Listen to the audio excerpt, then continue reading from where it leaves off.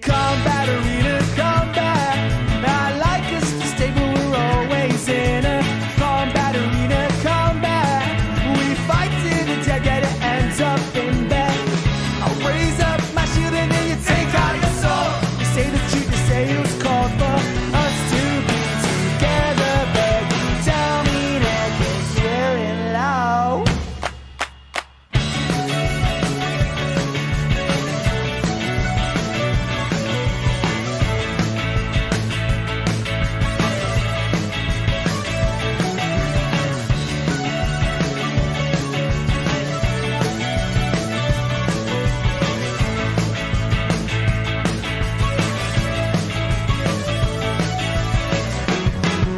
Wheels up on a double and it say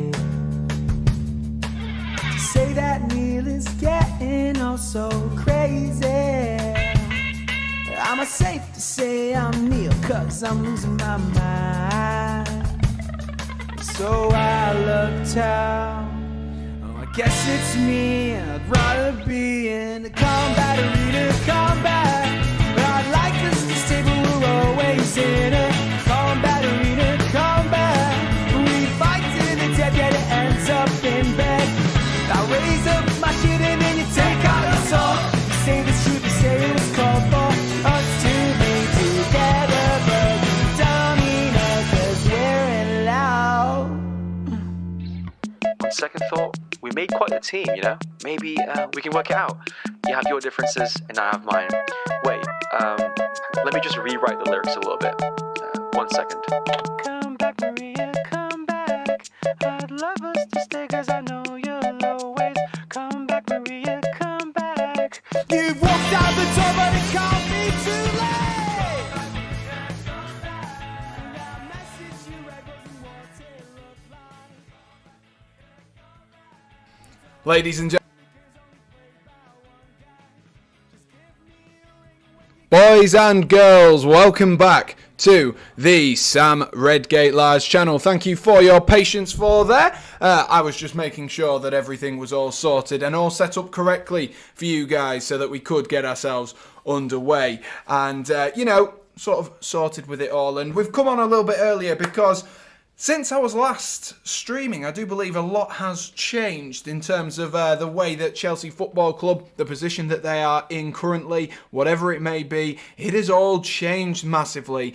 And obviously, we need to have a little bit of a talk. If you are new, and afternoon to Jay, who has just joined as well, if you are new, do be sure to smash that like button and do hit subscribe as well. We're going to have a lot of pre-match coverage here. We've got 25 minutes now to sort of digest what has gone on over the last week or so and really take a look at Chelsea and Newcastle United, because this game now is a lot closer than maybe it would have been, well, definitely would have been in January. So definitely an interesting game that we have ahead of ourselves today. Get your thoughts in over everything that's been going on with Chelsea Football Club at the moment. It's been a really sort of strange few past couple of days, and I think Aspilicueta, I believe he summed it up, he was like something along the lines of, none of us expected to be here, and that is where we are at the moment. I'm just trying to sort out my green screen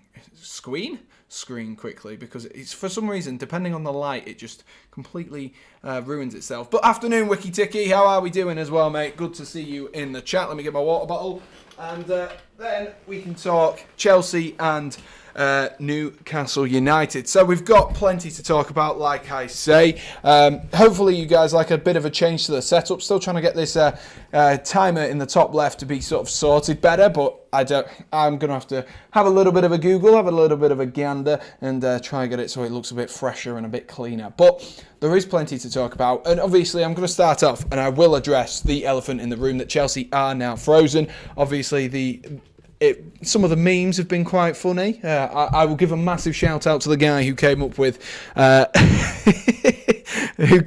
Chelsea as a Disney movie and then just put us as Frozen. That was absolutely brilliant. I really did appreciate that one. So it has been some good banter. But in terms of Chelsea Football Club, what are we looking at? So Obviously, Chelsea have been frozen, which does mean a lot can change. Afternoon to Grant as well, who's saying, come on the mags. Oliver's saying, hello, Samuel. And Wiki Tiki says, I'm good. Hoping we smack up Leicester later. You most certainly will do. Well, you'll want to get a grip, won't you, on that fourth place and give yourself a little bit of confidence. But Chelsea, they are frozen out of their bank accounts, which does mean that they are struggling. And in terms of what they have to deal with for today's match day, they can only spend £500,000 to pay stewards, to pay all match day staff, which is obviously not a regular income for those players.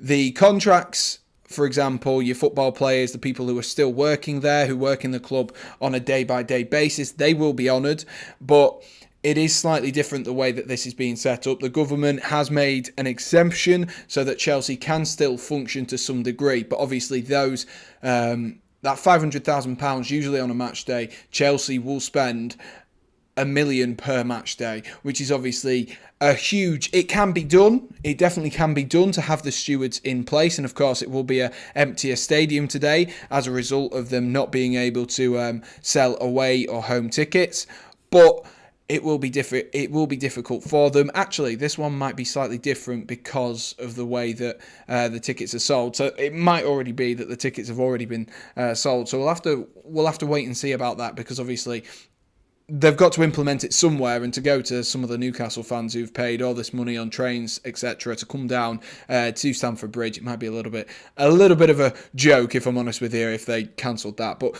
it'll be interesting to see how this one sets up. Of course, like I say, that £500,000 is massive, and then for Wednesday they've got something like £20,000 to get the team to France, which obviously for someone such as, for us guys, 20 grand to get ourselves to France would be very, very easy. But there's a lot to take into consideration for Chelsea Football Club, and the rumour has it that there is £16 million left in that Chelsea bank account, which is the one that they've got access to, which would put them in administration by 3 weeks' time.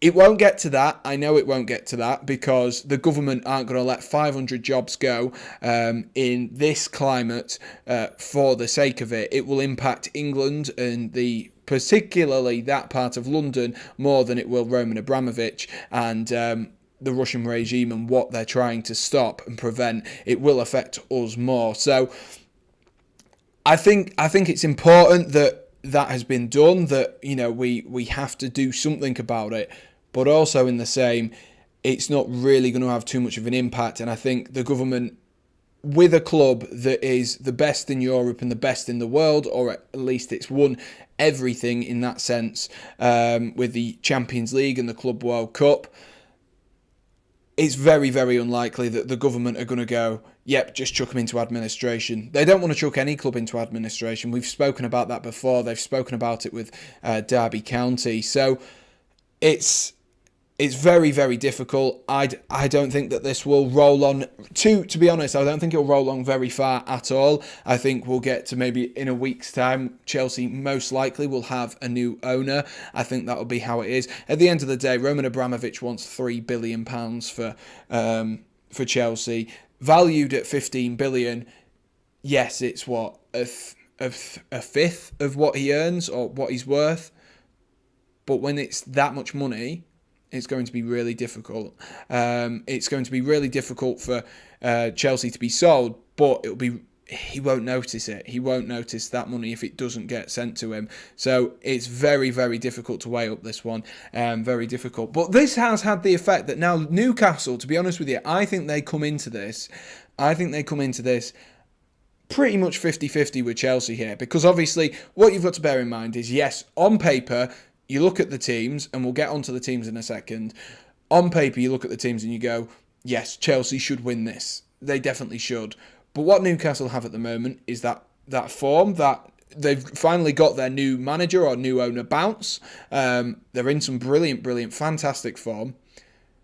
But also they have a team that is all singing off the same hymn sheet. Whereas Chelsea have the impact of whatever's going on at Chelsea Football Club at the moment. Rumours of some of the academy graduates having to take pay cuts, stuff like that. I don't think that's true. But if all of these things are sort of murmuring on in the background, it is going to be definitely a really interesting game, because these players, it's going to disrupt them no matter what. No matter how much Tuchel comes out and says it's not going to disrupt them, it'll be business as usual, it has to. It will do, because they're only human. They most certainly are only human. And it does mean that, you know, Chelsea today have definitely got a game on their hands. And Oliver made a good Chelsea kit earlier. Clear to see that he spent a lot of time on that Chelsea kit, Oliver. You definitely pulled out all the stops. Grant says he's saying 2-1 to Newcastle.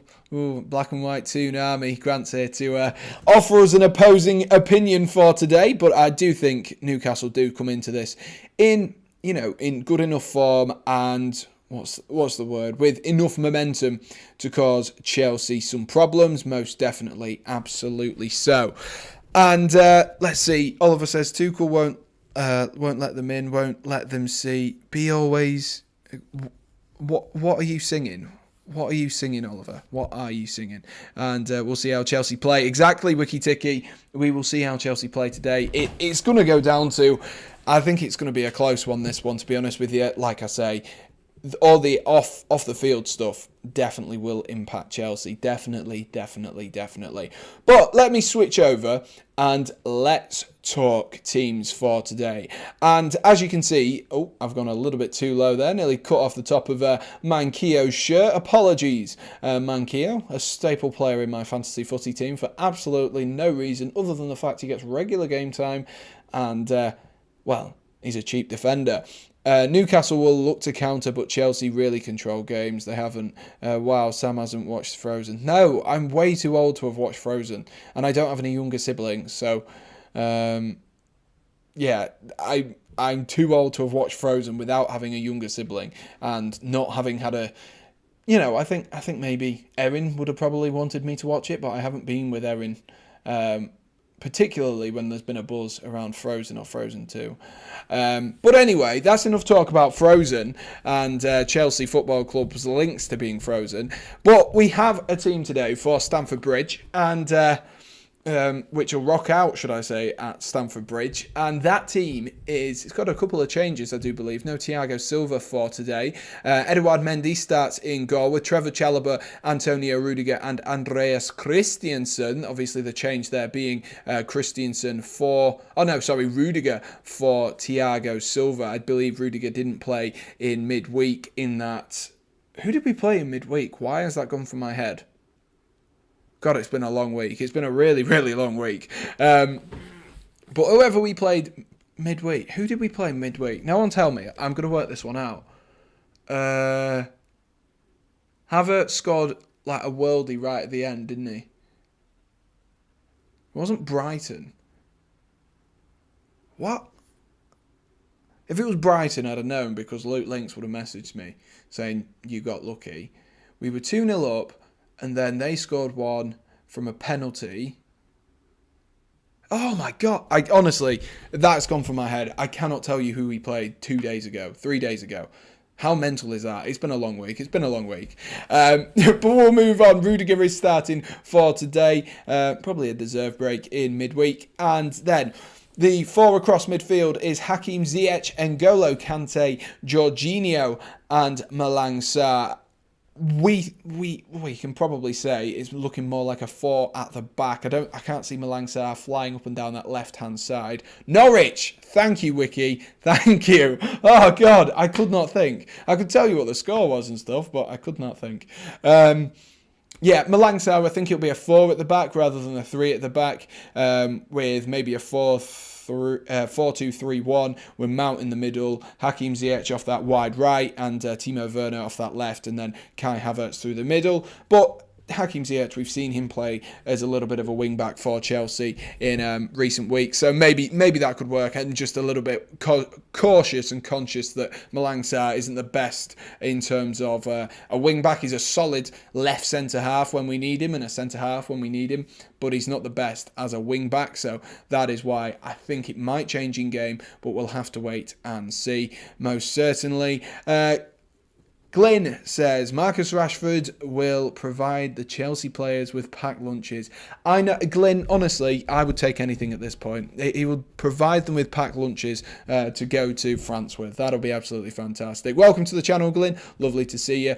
Do let us know your thoughts and feelings on today's game as it develops. And then we'll move on to the front three, which is Mason Mount, Kai Havertz and Timo Werner. Werner has come in once again. I believe he played in midweek, if I can remember. Honestly, like I say, it's been a long week. He did play midweek. I'm certain of that because Christian Pulisic dropped out for him. Kai Havertz, of course, in a little bit of fine form here, is, oh, Roman, do you know what that's worth? Kai Havertz is the best on earth. Oh, I shouldn't have sang Roman there. But Havertz is in some good form, and against a team like Newcastle United might get a little bit of joy dropping into those pockets in between the spaces. But that is the Chelsea team for today. Do let me know your thoughts and feelings. Should we have started someone different at the back? We'll have a look at the bench quickly as well, so you guys can see who Chelsea do have available to them. Kepa Arrizabalaga, Thiago Silva, Saul, that's a big one. Saul, dropping him. Marcus Alonso, of course, also on the bench. Christian Pulisic, Ruben Loftus-Cheek, Ross Barkley. Did I say Kovacic? I might have said Kovacic, but Kovacic is on the bench. And I think that was everyone I said. Did I say Lukaku? I can't even remember anymore. I cannot remember. But let's move on to Newcastle United, because Newcastle are the team that Chelsea are facing today, and they are really in a more positive way than Chelsea. They are the team that is taking the headlines at the moment. Chelsea obviously taking the headlines, but for all the wrong reasons at the moment. But Newcastle, as you can see, I've chopped off Manquillo once again. Apologies, Manquillo. You know, me and you are good friends, mate. You're in my team. We're good friends, but I keep chopping you off there at the top. But as you can see on your screen, this is the way that Newcastle United are going to line up. It's set up as a 5, but we know it won't be a 5. It will be more of a 3 at the back. And there is a little bit of a sprinkle of talent going across that Newcastle United side at the moment. Obviously, they're in good form. Spirits are high for Newcastle United. Martin Dubravka starts in goal. We know he's a fantastic goalkeeper. He can put in a real shift. And over the last few seasons has maybe been that standout player for Newcastle United. Of course, other than maybe Alan Saint-Maximin, he's been the standout, consistent player for them. And then the 5 at the back, or maybe more of a 3 at the back. We'll see how it sets up, because maybe they do set up in a game. Sam, score prediction. I'll give you a score prediction. Don't you worry, Ultimate Sloth Gaming. I'll give you a score prediction once we've got through the teams. But get yours in as well, Ultimate Sloth Gaming. I want to hear yours. I do want to hear yours. But it might set up more like a 5 at the back, with this really being, and this is no discredit to the teams that have played Newcastle thus far in this good run that Newcastle are on the last 8 games or so. But this is probably the biggest challenge of them all. The rest of them have been sort of mid-table or below. I believe they drew 1-1 with Manchester United, so that proves my point exactly, mid-table or below. But this is their first really big challenge. And across that back, 4-back 5, I would say if Trippier was fit and able to play, I'd say it's more of a back 3. But that Manquillo obviously being played, maybe he doesn't have that ability to go forward as well as someone such as Kieran Trippier. Obviously, Trippier, one of the best at going forward in that sense. But he definitely does offer something defensively. But attacking wise, I'm not overly confident on that. And they may be a little bit weak in that attacking area today, with Saint-Maximin still on the bench. He was recovering from a small injury. But as you can see, the defence is Manquillo, Fabian Schär. You've got Jamal Lascelles, Dan Burn and Matt Targett. So in there, with a few of the sort of the more regular staple players for Newcastle United, you have also got a few new signings in Matt Targett and Dan Burn in there, just to sort of bring a bit more talent, if you will. These Dan Burn and Matt Targett are players who have brought them along just a little bit further. Afternoon, Max. How are you doing? And Jamal Lascelles, Fabian Schär specifically has been good for quite a while in a Newcastle United shirt. Maybe not been as good this season, but there's definitely plenty of talent in that defensive lineup. And if Kai Havertz and Timo Werner specifically aren't at the top of their game today, they will struggle. They most certainly will struggle. And I'm just looking, actually. Does Timo Werner have the worst overall rating for this season? Because these are the average ratings. It does look like he has, doesn't he? A little bit of a worrying thing there. Sorry, I sent that at the wrong time. I'm saying 2-1 Chelsea, and I won't be, and you won't be talking. No worries, Max. But then we'll move on to that midfield four, and will it be a midfield four? We'll wait and see. It might be that they match up with us in attack and they go almost Timo Werner and Mason Mount are Jacob Murphy and Mikael Almiron for Newcastle United. So it might be that we actually do match up with them in attack, and defensively they sit as a 5. But Almiron starts off that left-hand side with Jacob Murphy off the right, and then Bruno Guimaraes, who scored that fantastic little flick in the last game for Newcastle United, starts again today, and interesting to see how he plays. I've not seen him in a Newcastle shirt. I've not watched Newcastle for a couple of weeks since that sort of good run of form. Maybe that's why they're actually performing well. Maybe it was me the whole time. Every time I watch Newcastle, it just goes poorly for them. But who knows? I'm looking forward to seeing Bruno play. We don't talk about Bruno, though. We'll move on to Sean Longstaff, and then up front, Chris Wood, who I do believe got his first goal. Yes, he did. Yes, he did against Southampton. But just to sort of reiterate that point, as you can see there, this is their biggest team that they've faced so far this season. One of these top 4, top 6, top 8 contenders. West Ham obviously drew with them, which was a good result, but as you can see here, Brentford, you'd probably, with the form that they're in, probably expect them to beat it at this current moment in time. Brighton, again, a team that they're either good or they're not. So today's a big ask, and it'll show us really where Newcastle United sit come the end of the season. Chelsea might get a 0-0, go in with a right footer on the right, and the left footer on the left is never clever from Howe. Could stretch the Chelsea backline with traditional wingers. Yeah, I mean, did you say he's never clever or is clever? I think I read that completely wrong there. Yes, it could work like that. Obviously, the problems for Chelsea at the moment are those wing-back areas, as Reece James is out once again for a little while. So that could be helpful for them to get in behind and put Chris Wood on Andreas Christensen. But maybe if Thiago Silva comes on, that would probably solve that problem. But we'll wait and see. Chelsea are bankrupt everywhere they go. Not quite. Not quite. But we'll still finish in like the top 4, even if we do go bankrupt, which is quite funny. And then let's have a look at the table. Where are Newcastle? All the way up in 14th now. They look pretty much home and host here, and they could be, they could be sniffing around this sort of Aston Villa and going, we're looking for a top half finish here. We are looking for a top half finish, and 2 games in hand over like Brentford, who are beneath them at the moment. So who knows? Anything is possible. Leicester will probably try and stop them from doing that with 4 games in hand on Brentford, who have played the most games this season, and very, very interesting. And what's in it for Chelsea? Chelsea, of course, need to keep themselves just ahead of Arsenal and Manchester United, who will be looking to try and take that 3rd spot from them, and of course, try and keep themselves as close to Liverpool as possible, because finishing in 2nd now for Chelsea has more of a impact than ever. If Chelsea can catch Liverpool, which I doubt, but it could happen. We've seen crazier things. If Chelsea could catch Liverpool, the extra money would be brilliant.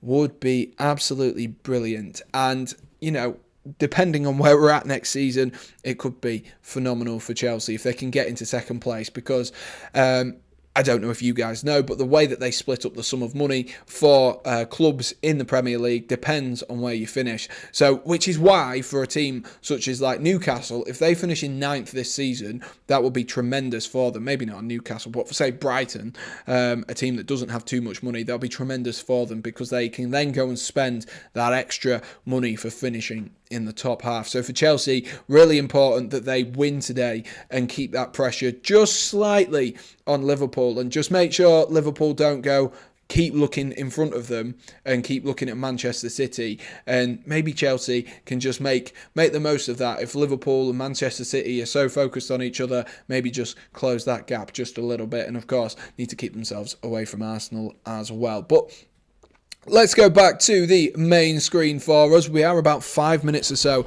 away from kickoff. Do get your score predictions in. That midfield battle is key. Kante and Jorginho are better controllers than Longstaff, who I don't rate, and Bruno. Batman, afternoon to you, Batman. Welcome to the streams once again, mate. Chelsea, once again, the most hated club in the world. I mean, Chelsea are always hated. People hate Chelsea for, maybe for the right reasons, but some people hate them for the wrong reasons, and it's difficult to decipher that. It is difficult to decipher what is right and wrong at the moment, and Jurgen Klopp, I think he made a very, very good point. It's not Chelsea Football Club's fault. And he made the point that should we be allowing these gigantic takeovers with people who potentially have question marks around them? Who knows? Who knows? It's not up for me to debate. It is up for the FA and the government to take a stand and take a step, and that is what they have eventually done now. But we are a few minutes away from kickoff, like I say.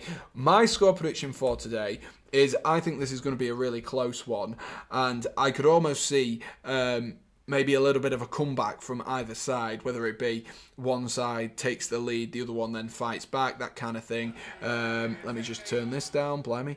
That was very, very loud. So I could see sort of anything happening here. I think anything can happen. Chelsea, of course, at home today, so they will have the fans behind them, maybe for the last time in a little while.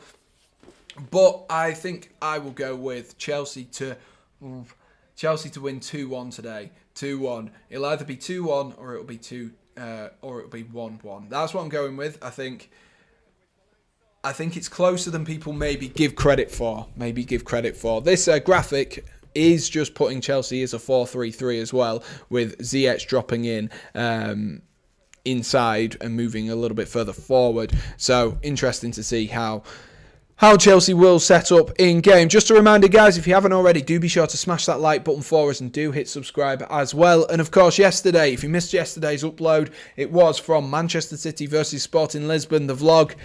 The long-awaited vlog hasn't done quite as well, and considering the absolute faff I had, I would appreciate if you guys could go over and smash that like button and do watch it all the way through. It means more to me than you can imagine. No takeovers will happen if they weren't questionable owners. Every billionaire has a red. Yeah, I guess so. There's always red flags around everyone, especially with people who've made that much money. You've got to question it. And this graphic has also put a 3-4-3 for Newcastle United. So slightly different to the way that SofaScores had lined them up initially. 3-1 Chelsea FC win, says Batman. So Batman's back in Chelsea, just like myself. Saint-Maximin is on the bench, and so is Ryan Fraser.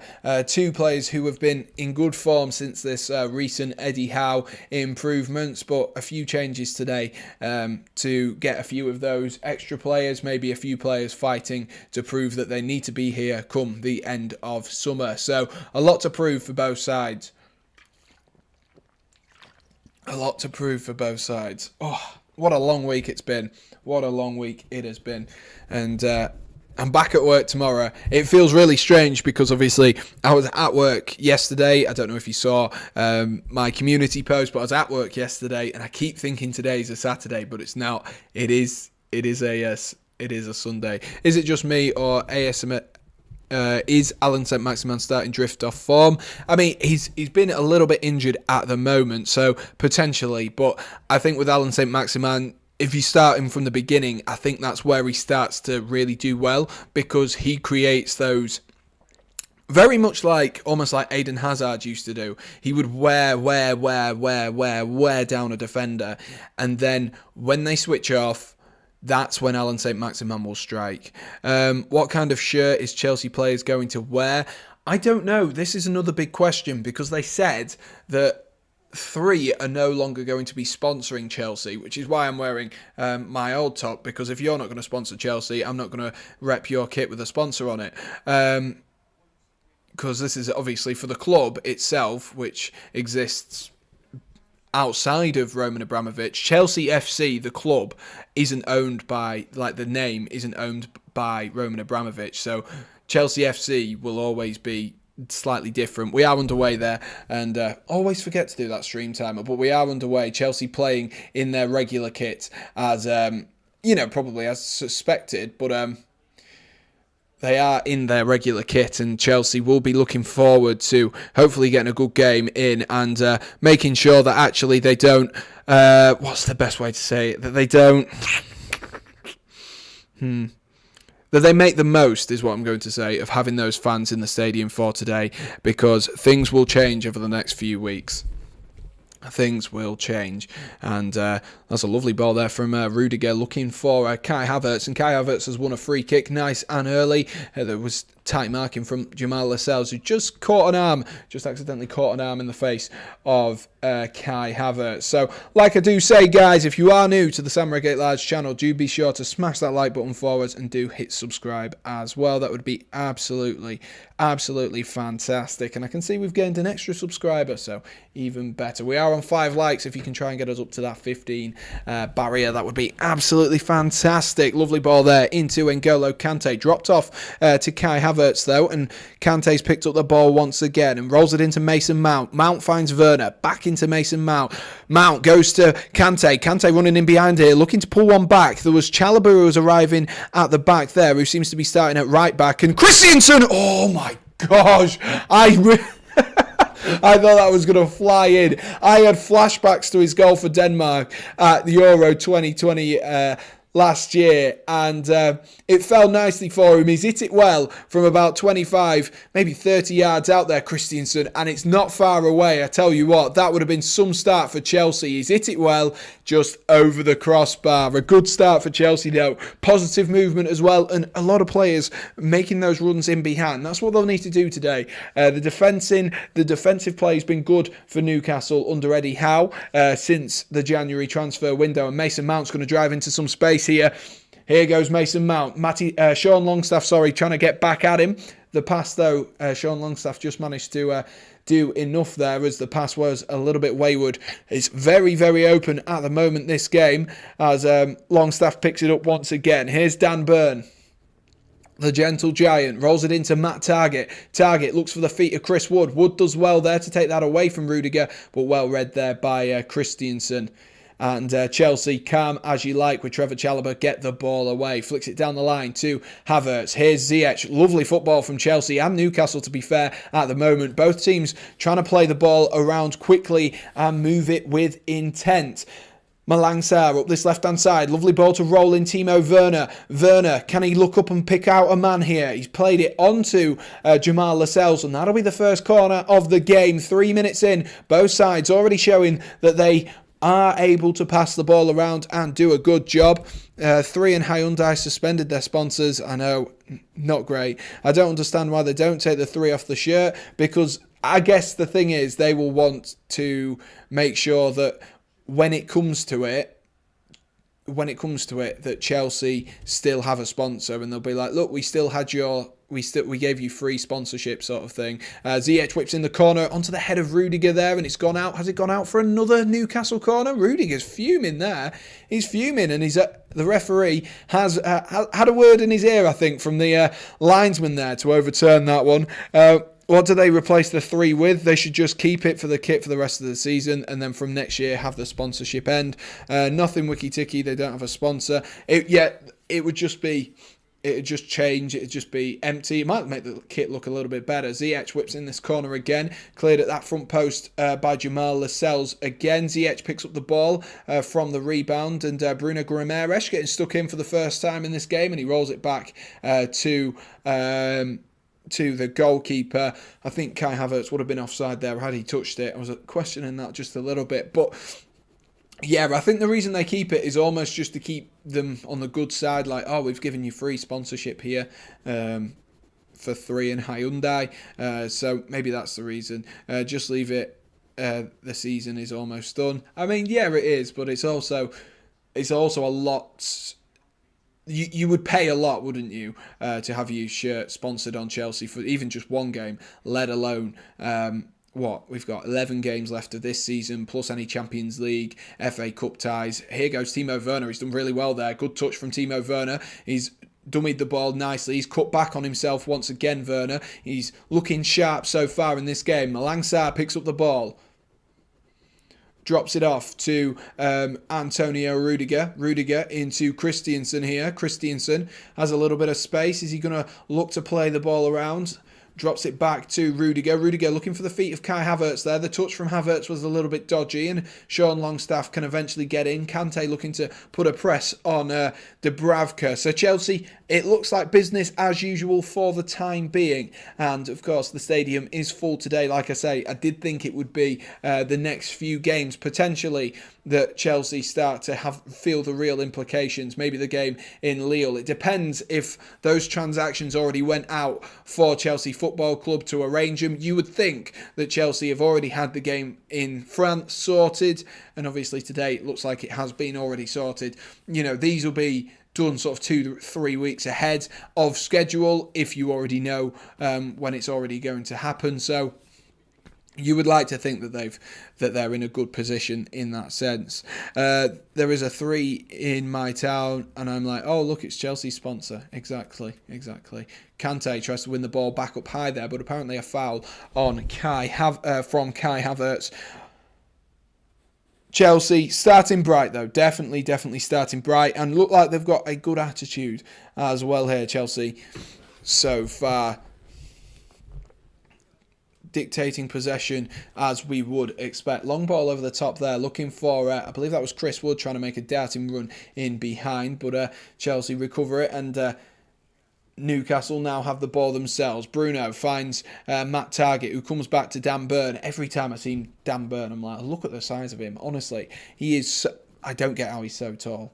How is the stadium full? Because like I say, the tickets will have already been sold previously. They're not going to take that away from people who've already been there. So Chelsea, maybe for the next couple of games, in essence, will still be business as usual on match days. They will be business as usual, and that's probably the fairest way to say it, that they will be for the most part for the next couple of days, next couple of weeks.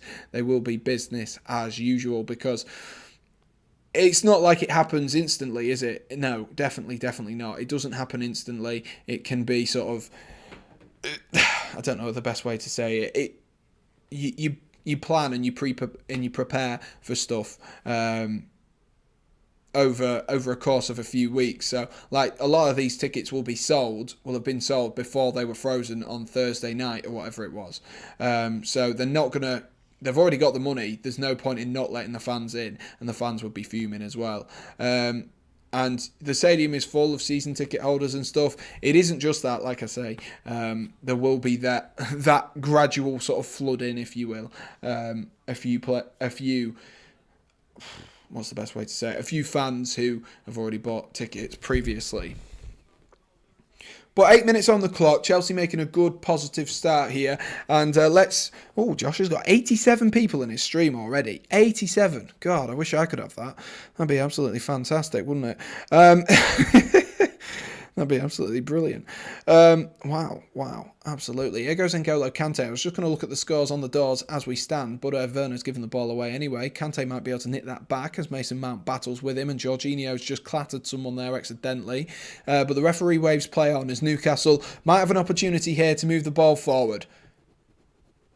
Wood tries to play that down the line, but he's ended up succeeding in giving the ball away. It is 0-0 in all of the games so far. West Ham, Aston Villa, Southampton, Watford, Leeds, Norwich, Everton, Wolves are the other games that are going on at the moment, all 10 or so minutes in at the moment, 9 or 10 minutes. If Hakim Ziyech plays good, we can win it. If anyone plays good, we can win it. Chelsea, in terms of you look at them on paper, Chelsea are definitely the better side. Wiki says, I'm super curious about this relegation battle. I am as well, I must say. I think it's going to go right down to the final day, if I'm honest with you. And this could be a massive game for Newcastle, because if they get if they get battered today, it might just bring them back down to reality just a little bit. Oh, Ziyech with a bit of a dodgy pass there towards Mendy, but Mendy's done well to get his boot on it and hoof it up to the halfway line.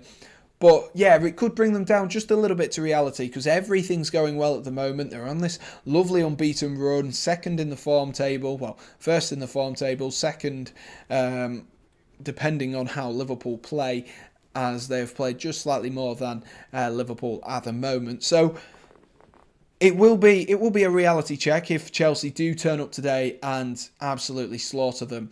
Chalobah, lovely touch there to take it away. Here's Hakim Ziyech. He's got support from Chalobah. Drops it into Kante instead. Here's Chalobah once again. Chalobah just looks a little bit worried about going forward at the moment.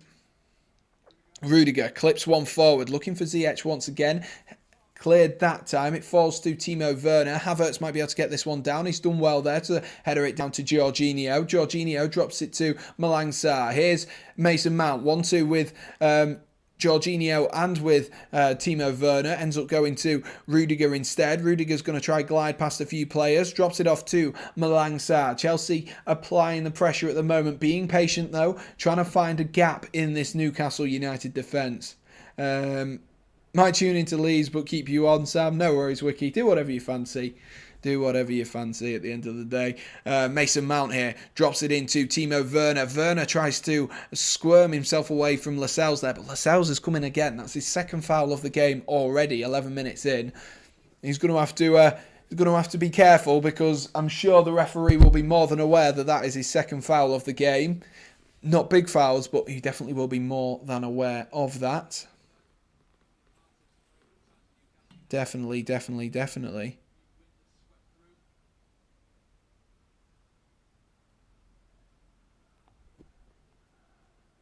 Lovely stuff. Lovely stuff. Chelsea with a free kick here. Opportunity to get a few of the boys up from the back. Let's have a look. What can we do, Chelsea?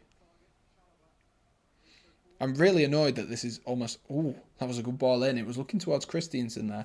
And Newcastle eventually defend well, but they might have put themselves in a problem here. And Rudiger's given away the foul anyway.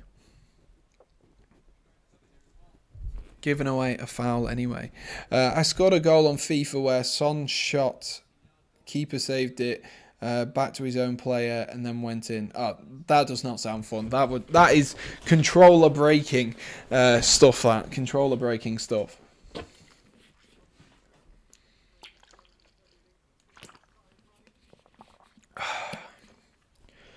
Good stuff.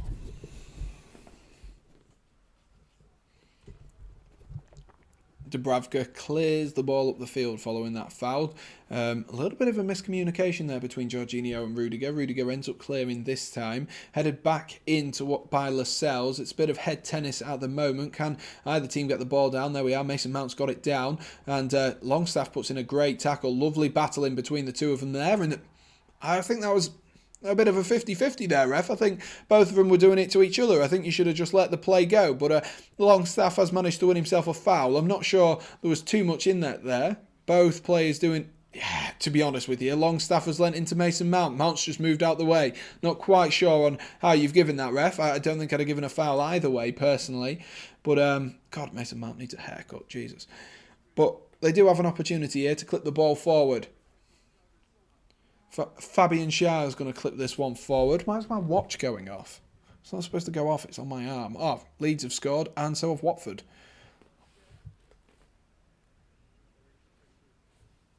Leeds have scored, and so have Watford. So, 2 goals around the stadiums at the moment. Hernandez has scored. Is that Cucho Hernandez? And Rodrigo has also scored as well for Leeds. So Leeds finally getting themselves ahead in a game under their new manager.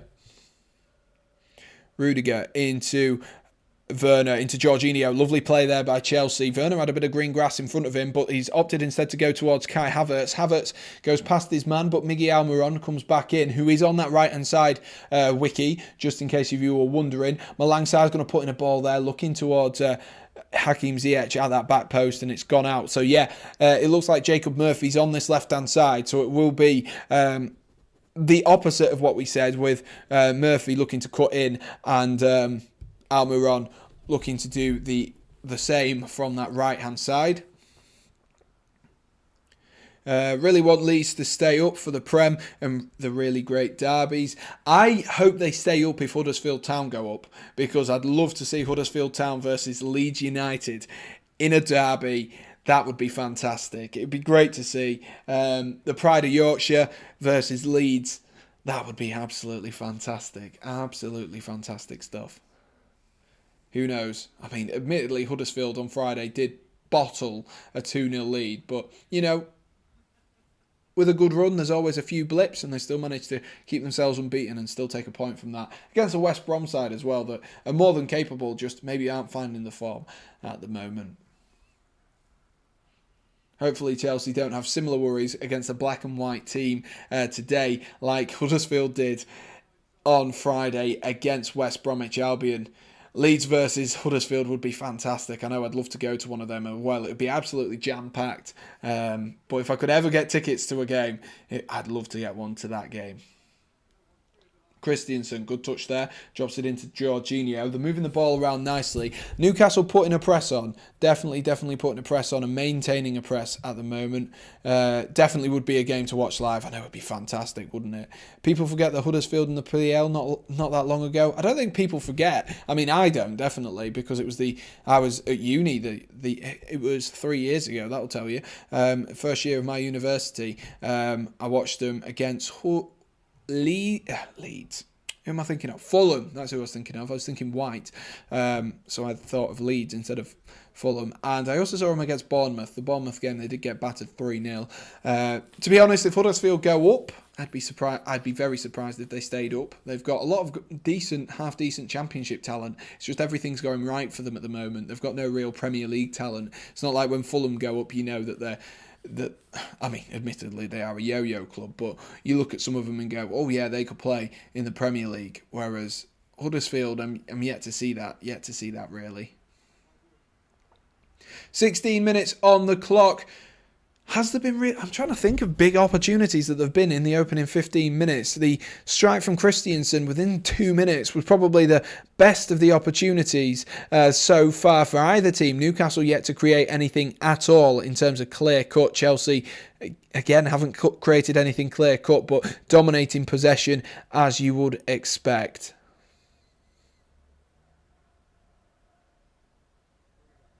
Rudiger rolls the ball into Kai Havertz there. Havertz tries to wriggle away from Longstaff, and he succeeds in doing so. He plays the ball to Malang Sarr. Here is Timo Werner, who plays the ball, lovely ball in behind, looking for Havertz, and Havertz tries to get a mistake from Fabian Schär there.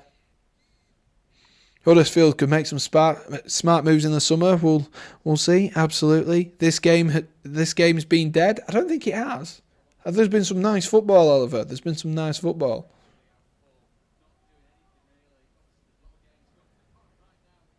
The thing is, as well, you look at Chelsea. I imagine it's going to be weird in the summer if they still can't make transfers. A lot of those loan players will have to come back and have to do a job. Looking at your Armando Broziers, and of course your Conor Gallagher's, your Emerson Palmieri's, all of these players will have to come in and put in a good shift. And there might not be the competition for places at centre half specifically. Chalobah under a bit of a pressure here, and they've given the ball away, and Jacob Murphy's got the ball, and he's done really well there to cut back inside, and that wasn't the best of shots and decisions from Jacob Murphy there whatsoever. Not the greatest. Not the greatest of opportunities for them there. I mean, it was nice play, I'll give him that. It was definitely nice play, but it probably wasn't the correct decision.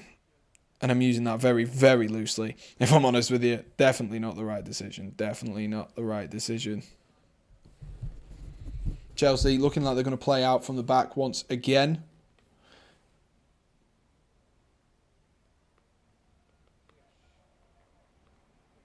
Oh, Kante's just won the ball back there as Ziyech made a mistake. And the ball's been given back once again by Newcastle, but a few quick turnovers of possession there, and Jorginho's got the ball back.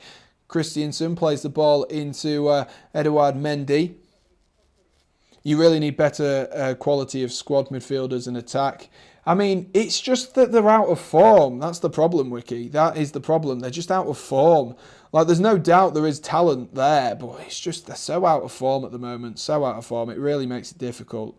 Really does make it difficult for us to put any progression together whatsoever.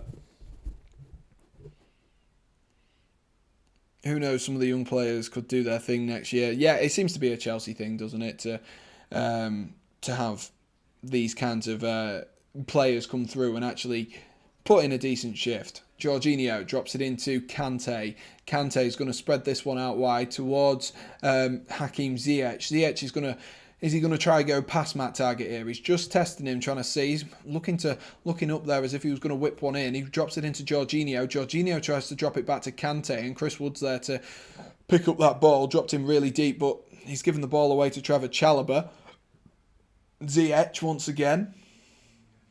I mean, like Ruben Loftus-Cheek, he's been there long and still hasn't made his mark.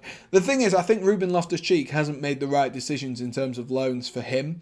He's not made the correct decisions in terms of loans. And, he went to Fulham. Like, don't get me wrong, he did play well at times for Fulham. But he plays well in a side that dominates possession. Fulham aren't going to do that. He needs to go to a Brighton or someone like that. If he played in that Brighton team, he would take that team up to another level. You see how good he is on the ball. It's just that Jorginho, Kante, Kovacic, even Gallagher when he comes back, these players, because number one, they have more experience, and number two, in terms of Gallagher, they're younger. They're gonna get play time over the top of him anyway, and so it's going to be really difficult for Loftus-Cheek. I don't want to see him leave the club, but for someone who has promised so much with his career, and we even see it when he plays, he has so much talent, but he's just not having it. He's just not using it at the moment, and it really does make it difficult. That's the same thing with Gilmour at Norwich. I totally forgot Gilmour was at Norwich, to be honest with you, because Norwich fans have turned around and said, oh, yeah, we absolutely dislike him, we don't like him anymore, sort of thing. But yeah, Gilmour at Norwich as well. He needs a team that is going to dominate possession. And maybe, I hate to say it, maybe Newcastle would be a decent fit. Newcastle alongside Bruno Guimaraes. Guimaraes does that hard tackling. Loftus-Cheek does takes the ball out, carries it forward. Who knows? Maybe that could work for them. Maybe it could. Maybe we'll see that transfer in the summer, provided Chelsea are allowed to sell players. Newcastle on the ball once again. Manquillo looks to put the ball in. It falls in the box here for Newcastle. Can Matt Target get the ball away? It's been well intercepted there by Ziyech, and Ziyech looks for a foul there and fortunately won the foul. I'm not sure there was too much in that there. I think the referee, because of Ziyech's reaction, was forced into a decision. Oh yeah, forgot about Gilmour. He's a good player, but he's in danger of becoming the next Harry Winks. Absolutely, Max. I think that's actually spot on. You probably only said Harry Winks because you wanted me to wink, but I do think that is spot on because Harry Winks hasn't quite reached that level, and Billy Gilmour, I think he can. We saw him in, his FA Cup debut, his Premier League debut, a load of debuts. He got man of the match. And that shows, doesn't it? That shows the level of player he can be. He can be when given the opportunity. And I've seen him play for Norwich, and I've seen him play well this season. Just Norwich were expecting him to carry their team. And this is a man who is, I say a man, he's not really a man, is he? He's, 19, 20. He's still learning his trade.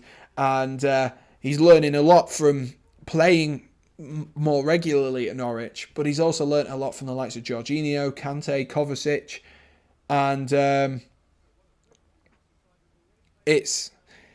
there's a lot for Billy Gilmour to learn, and I think he will play well in a team, for example, like a Southampton, someone who's going to dominate possession. And Chelsea have given away a foul there. I'm not sure there's a foul really there.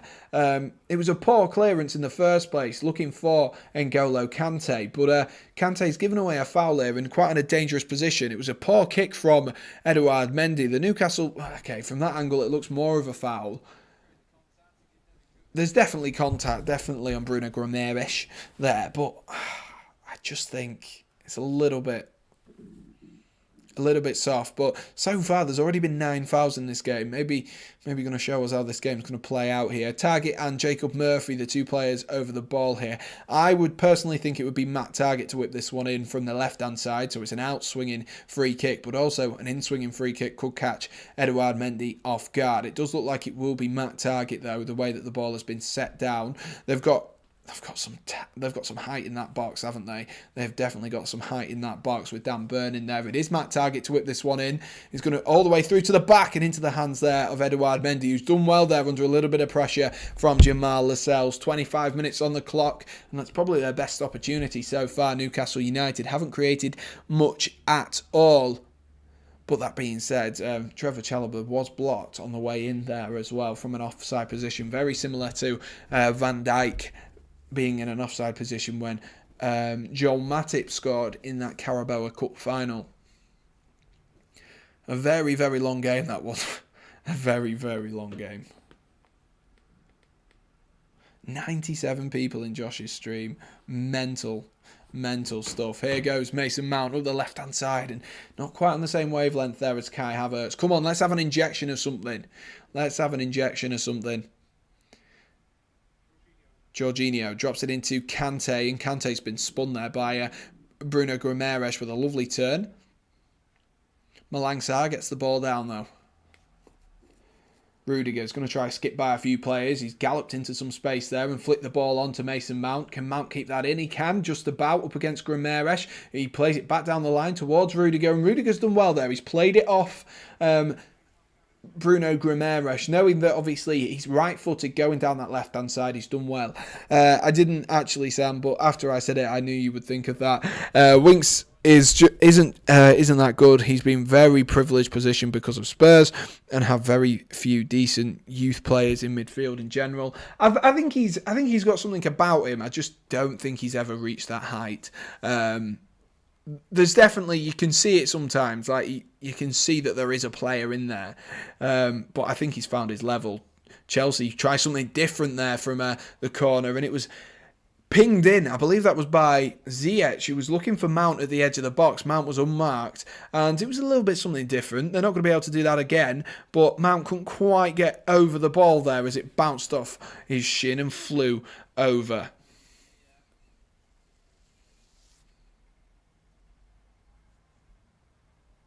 I was actually really gutted that this one was on mainstream TV, because I was like, this is two teams that are being talked about so much, and I was like, there's going to be so much traction on it on YouTube, and as you can tell by how many viewers we on? 3? The 3 viewers, that hasn't quite happened at the moment. A little bit gutting. Winks is decent, but youth Spurs, yes. Youth Spurs? Spurs is youth. Might as well be youth. Yeah, absolutely. It's nowhere near the level of even Liverpool, Chelsea. It's nowhere near. Ziyech does well there to drop it into Havertz. Havertz into Werner. Werner, he looks to pull it across the box there. I don't know if he decided whether to shoot or cross there, Timo Werner. He just he was being marked very, very closely, and that was so much better from Chelsea there on that attack. Ziyech did well. Havertz did well. And I do think it's taken a deflection. It has taken a deflection off the heel by the looks of that. Jamal Lascelles pleads his innocence. I'm not sure what the referee has given, though. He has given a corner ball, the referee here. So it's actually credit where credit's due. Taken short this time by Hakim Ziyech, who rolls it into Mount. Kante's going to whip in this ball. It's headed clear. Falls to Ziyech, again at the edge of the box, who's going to roll it back this time towards Jorginho. Jorginho to clip one over, looking towards that back post. There was Timo Werner lingering about there. It eventually falls to Werner following a poor headed clearance. Jorginho picks up the ball once again. A lot of space here for Jorginho, if he can choose the right thing. And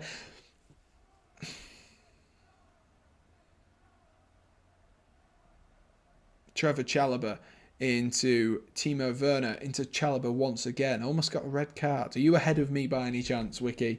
Are you ahead of me? Christiansen into Rudiger. Rudiger with plenty of space to run into there. What a ball that is from Rudiger. What a ball with the outside of the boot to find Timo Werner, who's come out onto this right-hand side. Werner pulls it back. Oh, that was nearly a brilliant ball as well. And Jorginho does well again there. Here's Kante. Kante, can he pick the right pass? Drops it into Havertz. Havertz looks to go down towards that byline and pulls it across the box. And there's no one in there. There's no one in there. Oh, there's no one in there. Leeds have hit the bar in the other game. Ziyech. Oh. And a free kick on the edge of the box here for Hakim Ziyech. Mikel Almiron giving away the foul. But that was lovely play. Lovely play from Kai Havertz as he looked to pull that one across the box. A little bit clumsy. Ooh. Mikel Almiron, I think he is very fortunate there that he didn't make more contact. Very, very fortunate. Mikel Almiron, because if he makes more contact there at the top of Ziyech's knee and causes him more damage, I think he could be definitely in the book. And we've seen him given for red cards. We most certainly have seen them given. 30 minutes on the clock. Mason Mount and Ziyech over this free kick from the left-hand side. I assume this will be Mount to whip it in, looking towards that back post to bend it back in.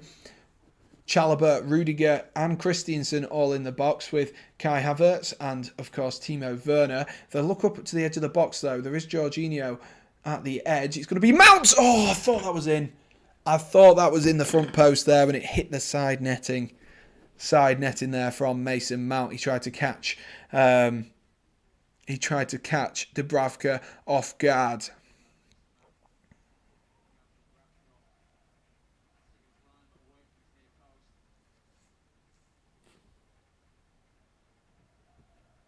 Come on, let's have an injection into this game. Let's have something. 30 minutes played. Neither team has had really a clear-cut opportunity, which you think, wow, that's a big chance missed. Neither team has had that so far, and questionable. But Chelsea are on top, dominating possession for the most part, and Newcastle haven't really had the opportunity to push forward and get themselves on the counter-attack and potentially score.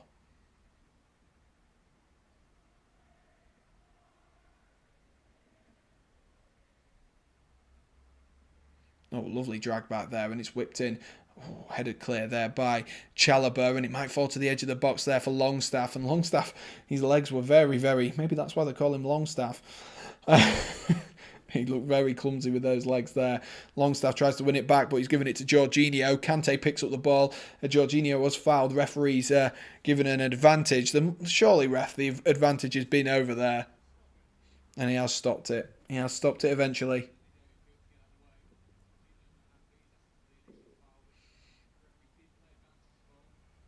It was a little bit clumsy. This might be what holds Newcastle back from getting points against the top sides. Yeah, definitely. At the moment specifically. And of course, Chris Wood isn't a long-term solution for Newcastle United. He's very much a quick fix.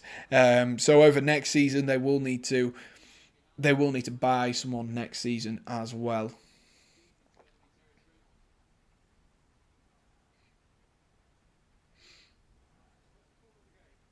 If how is this negative, a top team will pick them apart. Absolutely.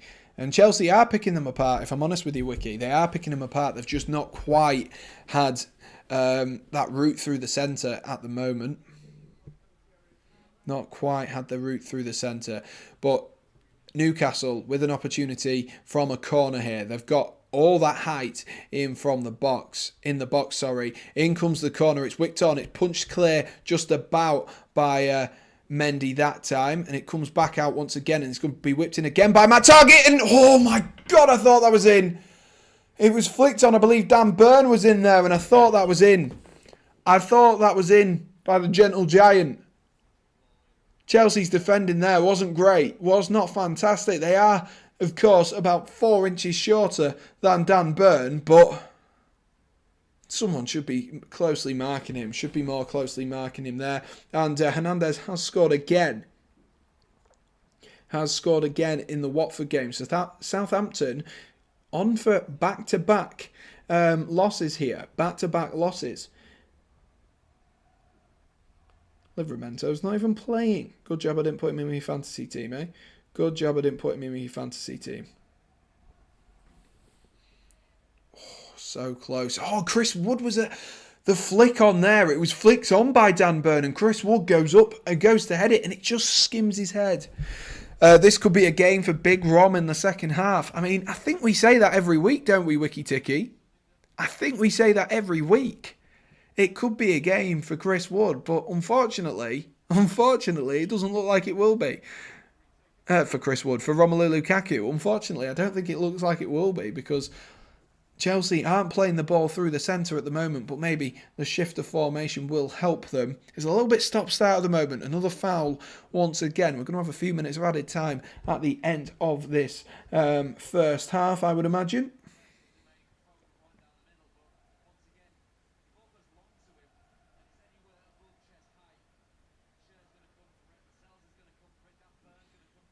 I'm so gutted this is on mainstream TV. I'm absolutely gutted.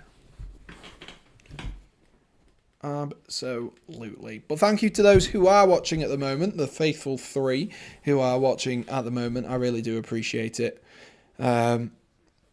Maybe a review of content is needed. We'll have to have a look at it, won't we?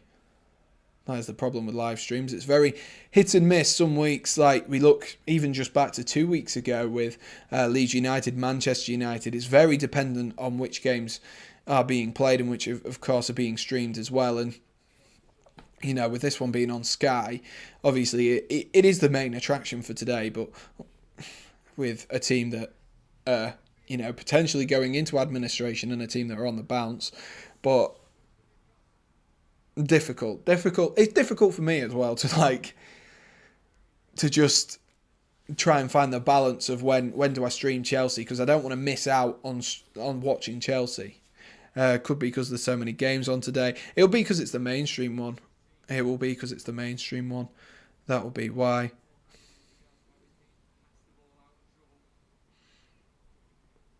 And Dad is always watching, so thank you, Dad. Thank you. In comes the free kick here from Newcastle. And again, another big opportunity there to sort of really test Chelsea defensively. And Newcastle just aren't testing them at the moment. It's a little bit difficult for Newcastle to break forward. Watford 1 point off Everton in 17th, who are 0-0 at the moment. So, as Oliver says there, if Everton concede against Wolves, then Everton drop into that bottom 3. I'm sure Fraser will be absolutely thrilled and chuffed about that. Bruno does really well there to wiggle away from Ziyech, but you've got to do more to get past Trevor Chalobah, and Ziyech tries to get himself out, and Matt Targett has apparently given away a foul there. I'm not too sure he actually did give away a foul. He did look like he won the ball. It was maybe just quite the word... maybe just a bit of a hefty, sort of a hard tackle, which is maybe why they've given that. And there is a little bit of that scissor action there. Hiring Lampard was a terrible decision. The thing is with Everton is anyone who came into that job, they needed that new manager bounce. And unfortunately for Lampard, he's just not had it. And spending 40 million on Dele Alli, like, it just isn't a clever one at all. And Chelsea have given away another foul here. What is this ref doing? Let the game flow, man. Let the game flow. And Havertz has got himself into the book here. And it was just for him jumping up and colliding. Let the game blooming flow, man.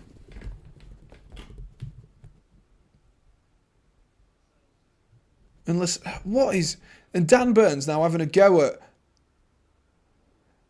Havertz isn't looking at the ball. He doesn't... Like, he's jumping directly up. It's just because Dan Burns, like, 6'8". It's not his fault if he jumps up. You can't not jump up with your arms up in the air. Yes, his elbow hits him, but it's like, what on earth?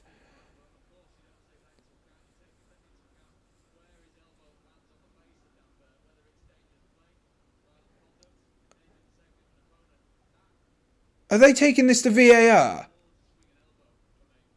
Oh my God, they're taking... He's going to be off. He's going to be off. How are they taking this to VAR? You've got his elbows up in the air as well. His elbows up in the air as well. How is that even it's not even a debate. He can't see him. How is that a debate? What is Havertz supposed to do? Anytime you jump, your arms go up in the air. That is called jumping. That is what it is. If you don't believe me, go watch Greg Rutherford next time he's doing the Olympics.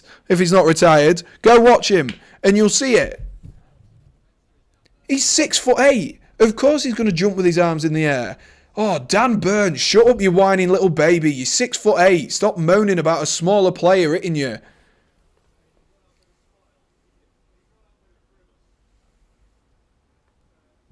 What do you expect him to do? He can't see you. He's jumped in front of you. Part of it as well is the player to realise as well that actually he can't see you coming. Refs get worse every week, yeah. And as well, Dan Burn is lying on the floor and for some reason he decides to hit Havertz as he walks by. Oh, you're so injured, are you? That you're trying to start a fight when you're on the floor? No. Clearly it didn't hurt you that much. Havertz has jumped up. He's in front of you. How do you expect him to see someone coming in behind him? He's jumped up like a normal human being. He's entitled to go for that ball.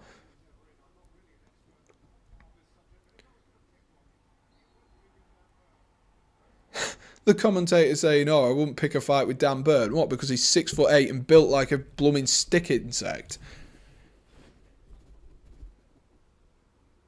Yes, he has a bit of a presence about him, but Jesus. What an absolute wuss.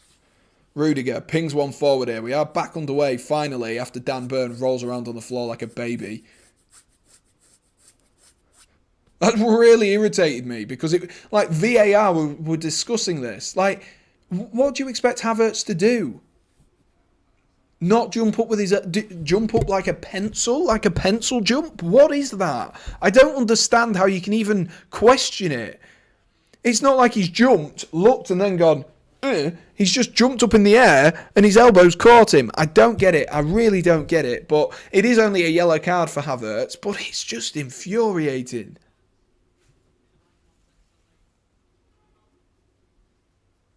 Chris Wood trying to get a good touch on that, so only succeeded in poking it out of play for a Chelsea throw-in.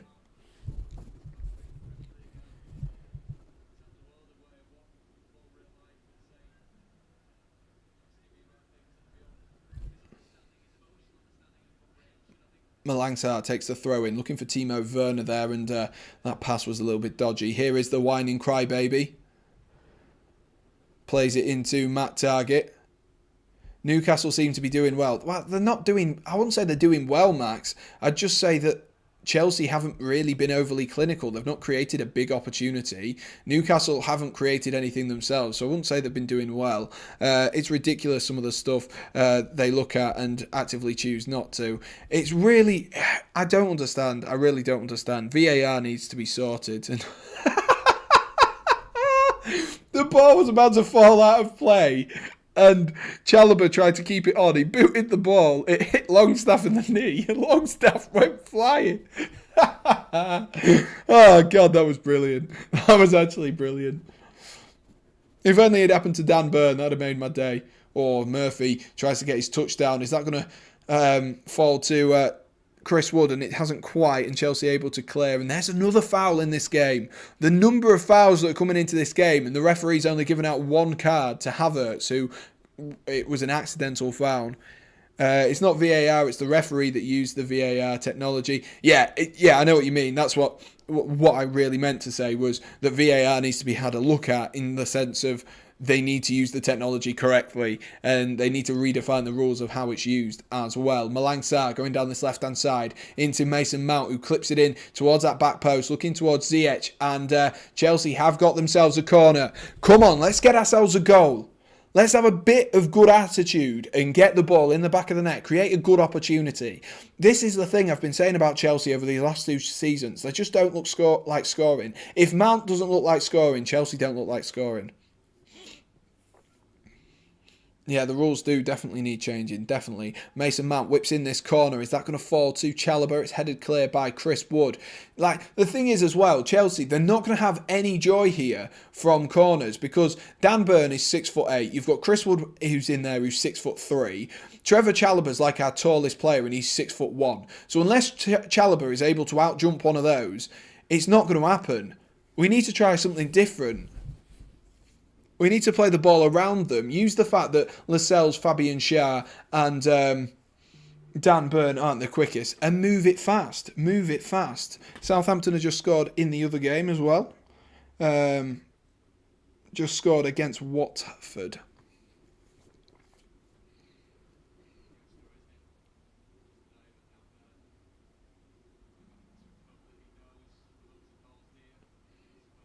Here's Longstaff. Less than a minute. Let's see how much added time there is here. There's been loads of fouls. So I think there'll be, well, a lot of stop-start play here today. And the thing is, the more that this sort of stop-starty type play is, there's 2 minutes of added time at the end of this first half. The thing is, like, there's a really good point that Yusuf made, and who has obviously been on this channel before, who I work with. He made a really good point that actually, when the ball goes out, the representation of how long the ball has gone out for and how much added time is added isn't like correct. And so you end up with games lasting 75 minutes rather than the full 90. And apparently some of them can last even as short as 60, 65 minutes. And so is that something that needs to change? Because obviously it's part of how the dynamic works of football, that it's more 90 minutes, that's how long you've got to play it in, rather than 90 minutes of straight football. But maybe it needs to change. Maybe it does, because then it'd take a few, sort of whittle down a few men from the boys, because you'd need to be that extra 15 minutes fitter and be able to enjoy that. It's a really interesting debate,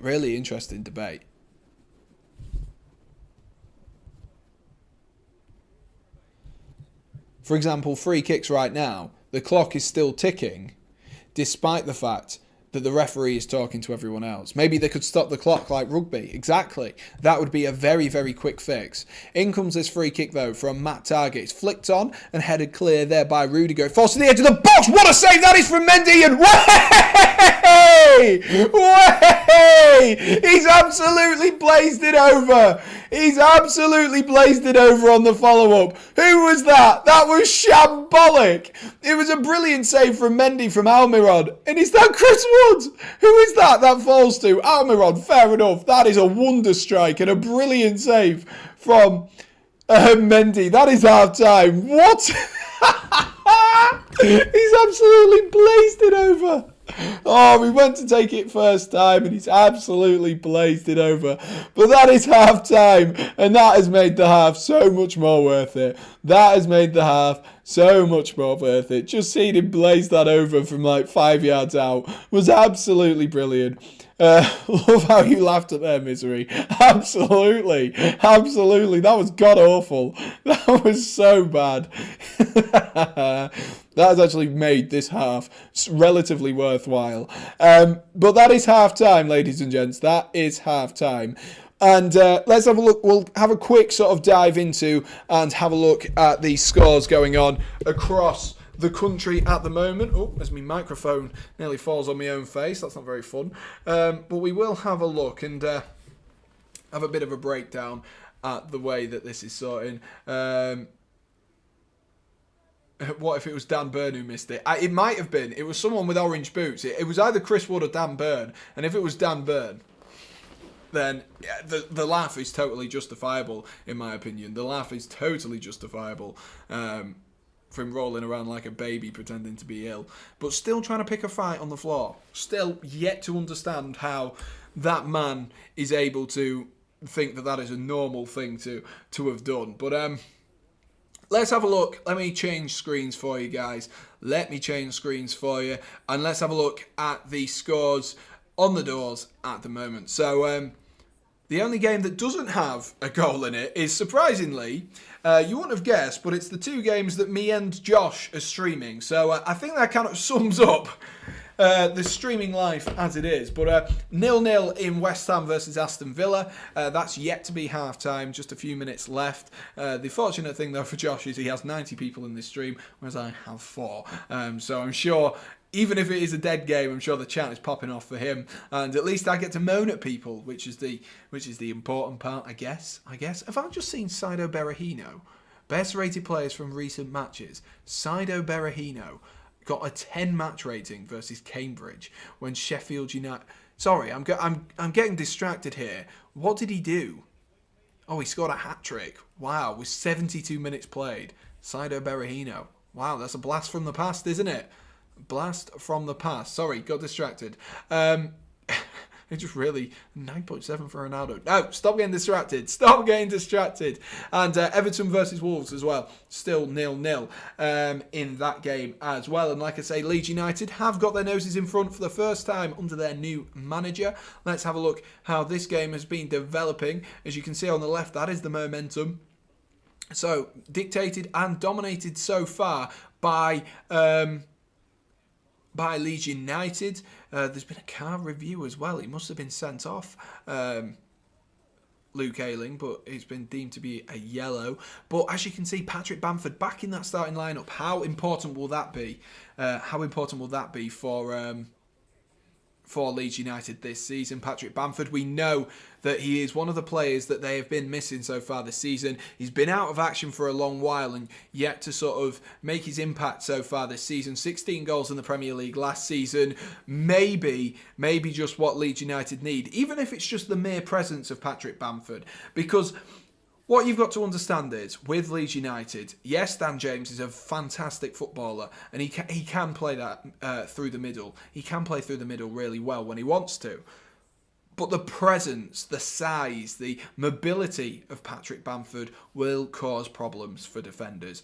Dan James, yes, he's quick, but he can be shrugged off the ball easily because he's a lot shorter and maybe potentially not as strong as the English centre forward. So Wiki Tiki says Leeds should be 3-0 up, and maybe they're going to be able to really kick on in this game and put in a good shift.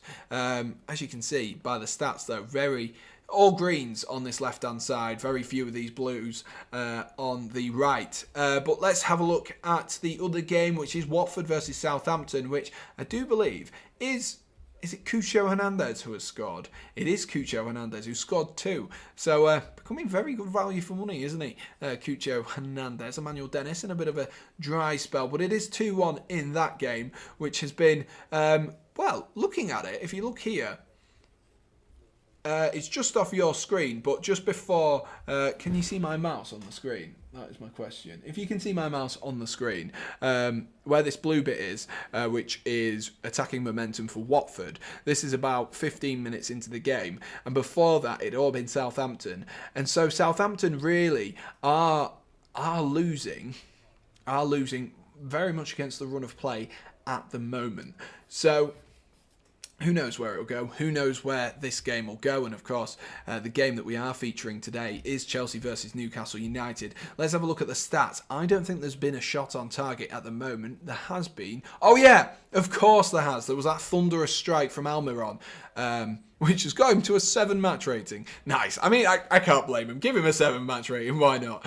Why not, eh? But Chelsea dominant. Chelsea definitely dominant. 70% possession for Chelsea, 30% for Newcastle United. So Chelsea dominating so far in this game, and well, it's been a little bit scrappy. Lots of blocked, lots of fouls given away from both sides. Is that stat on there for us? How many fouls have been conceded? Because I do believe it will be very, very high. And then let's just have a look as well. Look at that injury list as well from Newcastle. No one's really talking about that. I forgot Joe Linton wasn't playing today. I'm not going to lie to you. But look at that injury list. Jeez! Obviously, Bruno and Alan St-Maximin and Fabian Schär are on the pitch. But look at that list. Look at that list. And as it stands then, Watford 1 point behind Everton, which obviously Oliver did point out, thankfully Oliver pointed out earlier, but if Everton concede against Wolves, who are, as you can see, sat up in 8th place, more than capable of conceding against Wolves, then Everton slip into the relegation battle. Yes, they have 3 matches in hand, but I prefer to have the points on the board, especially in a relegation battle. In a relegation battle, you want the points on the board. You do. That's a lengthy injury list. It most certainly is. And so, as you can see, Newcastle starting to do okay. But maybe the injury list might get the better of them. Maybe. We'll have to wait and see. We will have to wait and see. Chelsea have a fairly lengthy injury list of themselves, and more so important injury lists. When's Ben Chilwell's return? Because I miss him. I do miss him. Look at that. Like, you can see his match rating. 7.4, 7.4, 7.1, 6.9. He's so good. He's so good. I wish he was back. I wish he was back, man.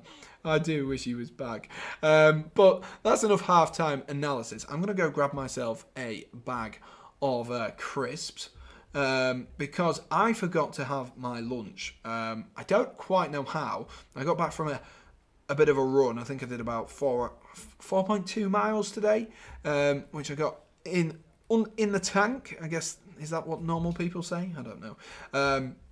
But a couple of miles in the tank. So I'll go grab myself a bag of crisps.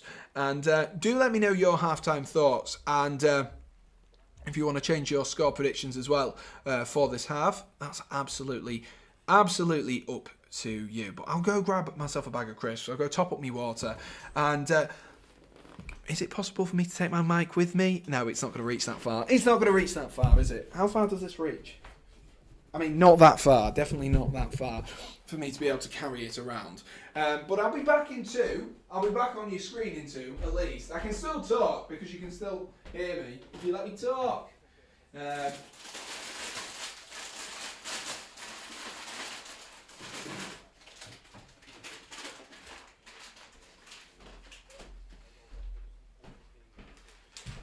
Right.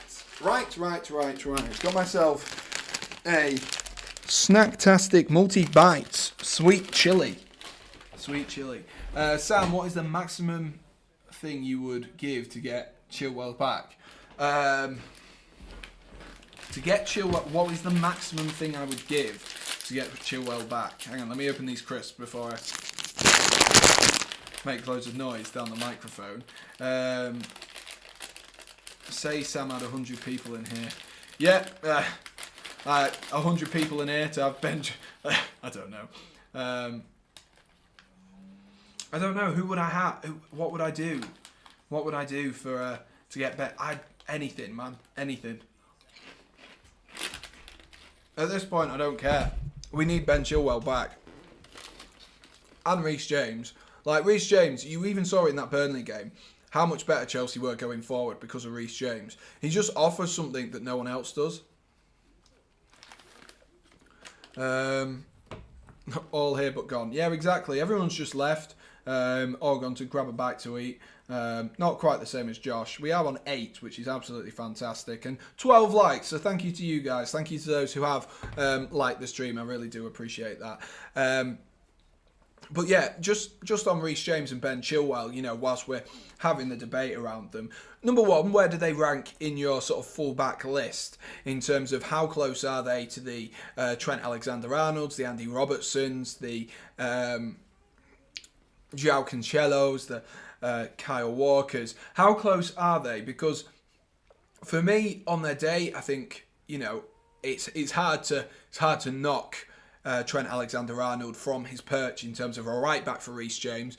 As many people know, I am a massive fan of Reece James and of Trent Alexander-Arnold. But I think in terms of how Chelsea play with Reece James in that side, maybe there's more of an emphasis on Chelsea or maybe more of a struggle for Chelsea when Reece James isn't playing than there is when Trent Alexander-Arnold isn't, because there is able debutants to come in. Joe Gomez, for example, more than capable of playing at that level. Whereas Chelsea, they have to come up with a makeshift right back. Azpilicueta at the moment is a little bit injured himself, a little bit injury prone, and whilst a fantastic captain, a leader and a legend of Chelsea Football Club, Cesar Azpilicueta doesn't offer the same as even Joe Gomez does when Joe Gomez is fit. And so, for me, I'd say maybe Reece James is more important to Trent Alexander-Arnold, but the rate that Trent Alexander-Arnold gets assists, gets goals, you can't take that away from him. You definitely can't take that away from him. In terms of Ben Chilwell, though, for me, Ben Chilwell, is he better than Andy Robertson? That is the debate. I know Fraser will say no, but Andy Robertson drops out of the team, you get to Tsimikas, Liverpool still capable, or you play Milner. But you've seen Chelsea struggles, haven't you? Or is it just he's more important in the setup? Do let me know. What are your thoughts? What are your thoughts on Chelsea's fullbacks? Do let me know. because it most certainly is a very, very delicate debate at the moment. I know you're going to say that, Fraser. I know you're going to say it because you're always going to be biased towards Liverpool, and that's absolutely fine. But I do think I think it's a lot closer than people make out between Ben Chilwell. To be honest with you, I think Ben Chilwell, the last 3 seasons, or even the last 2 seasons, this year, where's everyone talking about Luke Shaw? Ben Chilwell's been doing it a lot. And yes, Luke Shaw's been injured, so has Ben Chilwell. But the form that they were in before they both got injured is so far away. Don't know, they're different types of players. Trent opens up the pitch with his range of passing. James creates space for others with his movement in attacking threat. Absolutely. Robbo's in his prime now. I don't think he's in his prime now. I think he was in his prime a few seasons ago. I don't think we're quite seeing the best out of Andy Robertson. He's still playing well, don't get me wrong, but I don't think he is in his prime. I think he's not on a decline, but he's just not quite at the level he was. Maybe when Liverpool won the Champions League or went to back-to-back finals. I got to go, should be back later, I don't know. No worries, Max, enjoy. People shouldn't even be mentioning Shaw. He's had one good season in 8 years at United. Is that 8? Wow. Yeah, no, he shouldn't be in the debate for me. Yes, he played well last season. He did well for England in the Euros, but purple patch players are there for a reason. You look at Christian Pulisic, he's a purple patch player, but if you compare lockdown Christian Pulisic to Mo Salah, it's a lot closer than what it would be if it was just Christian Pulisic versus Mo Salah. So, these are really nice. The players are coming back out onto the pitch for the second half. Dan Burn is sporting a little bit of a mark on his face. Not sure whether that's from Kai Havertz. It looks like it is. It looks like a bit of a bruise, you know. It does look maybe a little bit painful, but like I say, Havertz couldn't have done anything.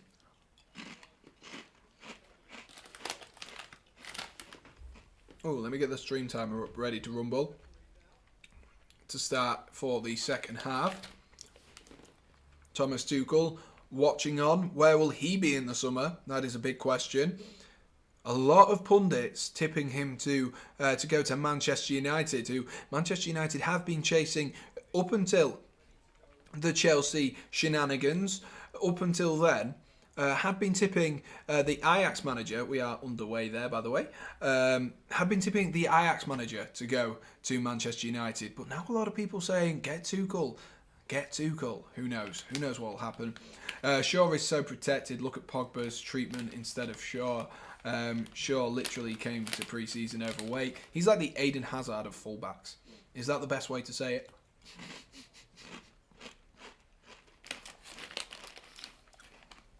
The Eden Hazard of fullbacks. But Newcastle tried to get themselves... Mendy with a bit of a dodgy decision there. Chalobah came out to clear that one as Newcastle went down the line. And Mendy just sort of slid at the feet of a couple of players. And could have, if he'd have made connection, could have caused himself some problems there. Jacob Murphy with a strike. Oh my God, that was a lot. Sorry, Bruno Guimaraes it was with a strike. And that was a lot closer than I thought it was going to be. Jeez.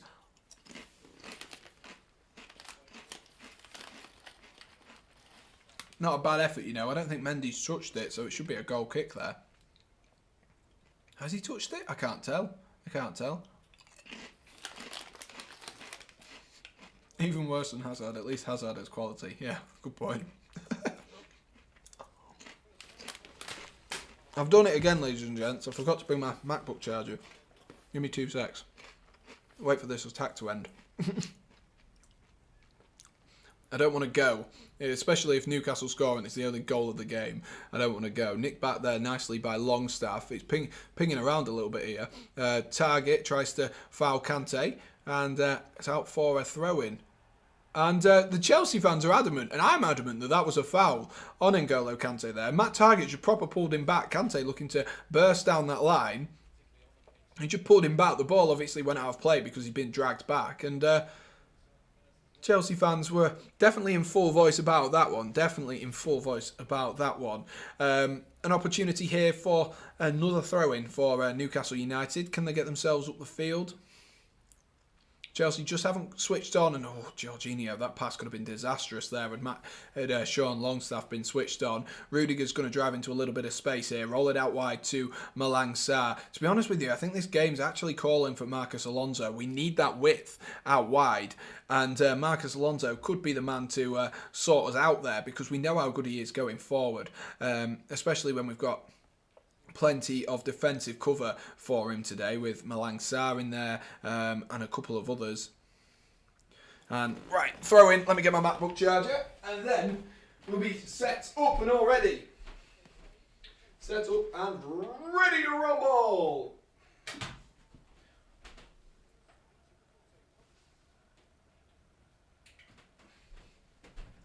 Right, there we are. There we are, ladies and gents. Let's get this all sorted. Let's get it started in here.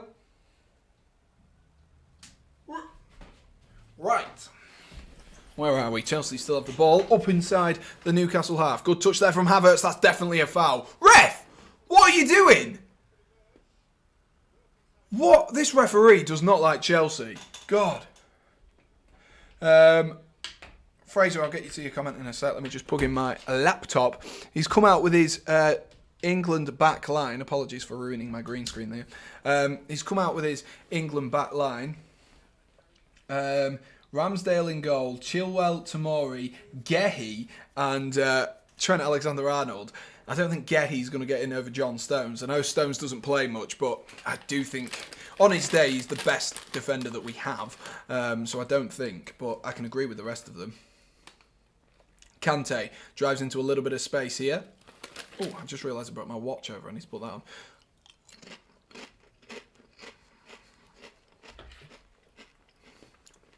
Chelsea have got themselves on the ball now.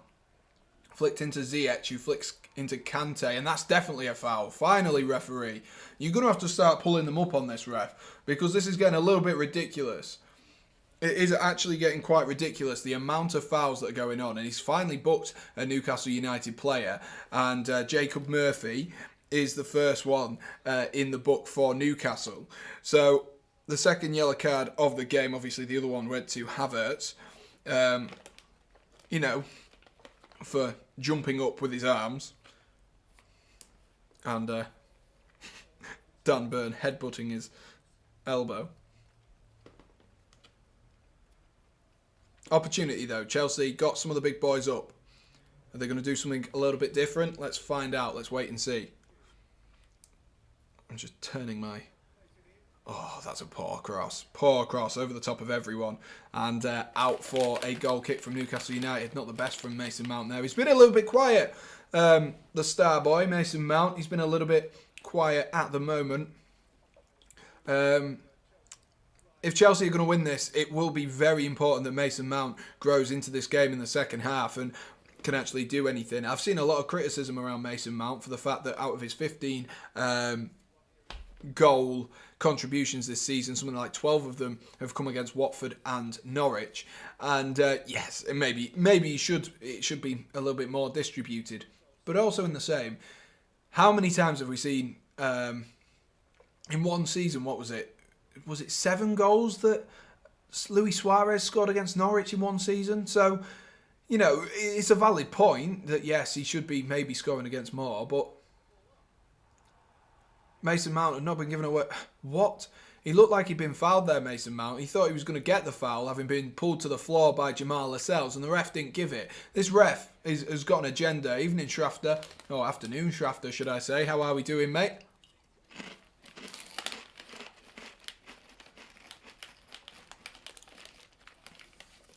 Yeah, Mount picks up the ball up, thinking that he's got the foul, because he has been dragged to the floor by Jamal Lascelles, but he needs to play to the whistle. Chelsea look shambolic.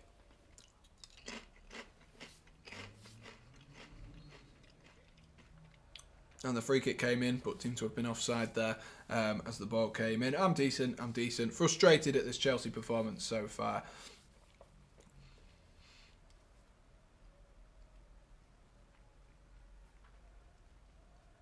Mount just isn't as good as people make him out to be. He's decent rotational option for Chelsea. I know this season He's had his best goal contributions and most goals, most assists that he's had all seasons. But I would say that this is, out of his 3 seasons that he's had for Chelsea, good play there by Kante, this has been probably Mason Mount's worst season. And the reason I say that is because his defensive thing, his ability to be defensive, Ziyech there trying to whip one in as he cuts into that left foot. His defensive option and his work rate was what really stood Mason Mount for me above other players in a similar position, like James Maddison's, your Jack Grealish's, your Phil Foden's. And so, Wolves have just conceded. That's scored. Sorry, that's big. And so, because he's not had that this season, now that he's scoring goals maybe at a faster rate, but like I said, that stat, something like 12 of the 15 contributions have come against bottom 3 sides. It does then make you wonder, like, what is changing for Mason Mount here? And it's maybe that he's maybe not got the confidence. Rudiger with a really good run there and tries to put in a cross and gone behind. That was better though from Rudiger. He's driving him up and Rudiger's sort of carrying this weight and this burden on his shoulder. He's trying to hype the Chelsea boys up. He's trying to do something. He's the one who's actively looking to do it. And that's what I'm missing from Mason Mount at the moment. That's what we're missing. In previous seasons, even when he's not been too good, he's carried Chelsea on his shoulders. The 7th corner for Chelsea, and Mason Mount whips it in, and is that flicked on by Rudiger and claimed eventually by Dubravka.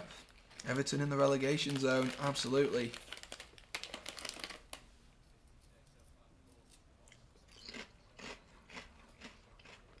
Other than goal difference, according to Oliver. Good stat check, that one. Good stat check.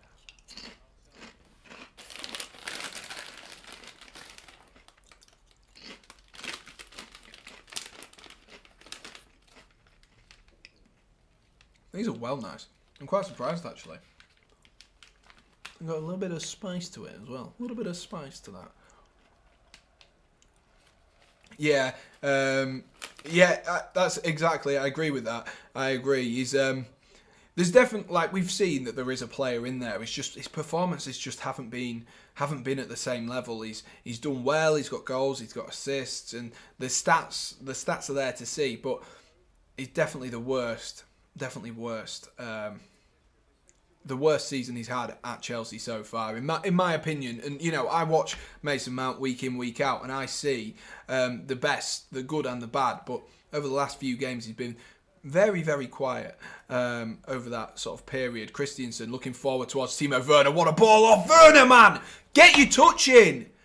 Get your touch in. It's come over his shoulder, and he's tried to bring it down with his knee. What logical sense does that make? Yes, it's going to be a hard touch to make. He's onside by a mile. Yes, it's going to be hard to touch it down with his foot. But why try and touch it down on his knee? Why? You can stretch your leg out further. The problem is you've not been able to touch it down. What is wrong with this Chelsea side? What is wrong? Come on, boys, let's do something. Here's Mickey Almiron. Bruno into Longstaff. I nearly said McTominay then. I don't know why that came to my mind. I've not really seen anything of Joel Matip, so it was a bit of a surprise when what a ball that is from Malang Sarr. And there's a bit of a battle going on there between Dan Burn and Kai Havertz, and Kai Havertz needs to shut Dan Burn up, if I'm honest with you.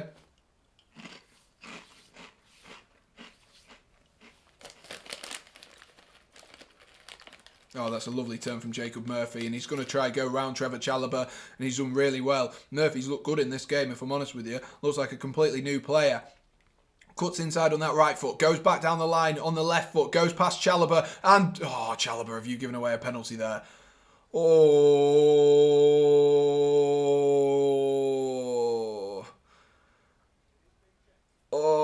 I think he's given away a penalty there. Oh... Let's watch it again. Oh, I think that's a penalty. Oh, God. I think that's a penalty. He's not won the ball. I think that's a penalty to Newcastle. Oh, if he gets away with this, Chelsea have got away with one. VAR still checking it.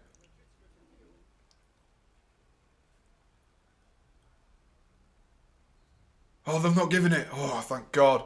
Thank God. Yeah, Chalobah again. He was just a little bit clumsy there. Clearly deemed that he was already going down before Chalobah made the contact with him. He just sort of like pushed him and he fell. So clearly deemed that he was already going down. There is a debate for that, but I was certain that was a penalty there. No doubts, Active Aaron will say that's an agenda against Newcastle. I don't think it is. I think you can see it two ways. You can see that he was already off down, but Chalobah should have done better. There's a high foot in there from Ziyech. A really high foot in there from Ziyech. He's done well to bring the ball down, but I don't even know if he's made contact with Bruno.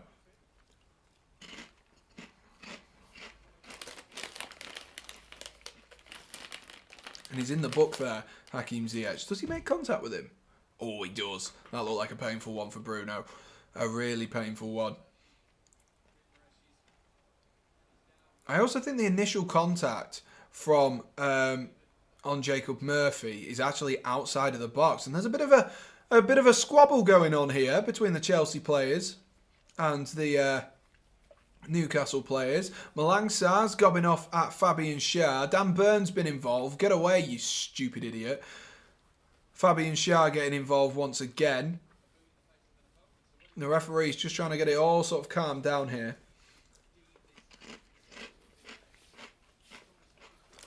Honestly, Wiki, there's no consistency. There's no consistency with it. I think it was partly that the foul, the initial contact which saw him going down was outside of the box, so that wouldn't have been something that could have been reviewed. And then there just wasn't enough contact in the box. Schär is playing, yes, he is playing. That's why he's not in the stream, Strafter. That's why he's not in the stream, Bailey. Newcastle, though, last 5 minutes had the better of the opportunities. Here is another one that might present itself to them with a free kick. Two-man wall for Chelsea. Going to be whipped in by Matt Targett. Flicked in. Oh, there's a big header there from Lascelles, which ends up going the wrong way, and Werner's done well actually there to recover it. Has he recovered it? And is that going to be another foul? Oh, there's going to be another foul in there somewhere. Yep, there's one. And it's a Chelsea foul. Get in! We'll take that. I tell you what. It was because Matt Targett was on the floor just as we watch this again. So the first one, it's not a foul. It's a bit of, they're both giving it to each other. Targett falls over. And then as Targett tries to get up, Werner goes to go round him and Targett moves in the way of Timo Werner.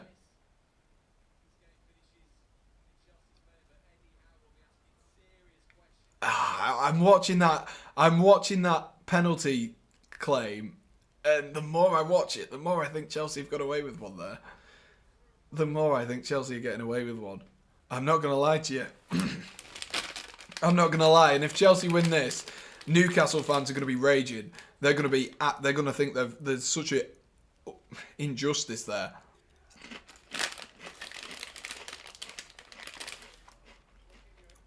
Lovely ball by Jorginho looking for Havertz. It's fallen to Kante instead though. Kante, has he been fouled? God, there's a lot of hefty tackles coming in here. Well, I'll finish my crisps. I was enjoying them.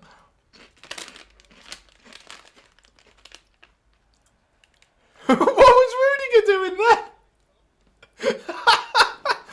The ball got played through. Chris Wood was chasing down Rudiger. Oh, well played, Kante. Lovely. Into Mason Mount. Mount! My friend Werner! Werner! Goes round the keeper! Penalty! Surely! It's a penalty! Surely!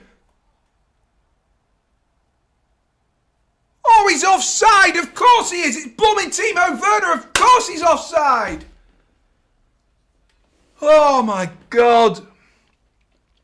Of course he's offside! It's Timo Werner, man! Oh, he is offside as well. Oh, man. I thought that was it for Chelsea. It was definitely a penalty. Like, if he's onside, it's definitely a penalty. Oh, man. That came from some brilliant work, though, from Kante. Some brilliant work. Why don't we just put the flags up? Always bloody Timo Werner. I know, Schrafter, I know. Are they checking this for offside? Oh my God. That might be closer than I think it is. Looking at the foot of Fabian Schär there, Is that in line with Timo Werner's shoulder? That is the question. That is a real big question. Is that foot in line with Timo Werner's shoulder? His arm's offside.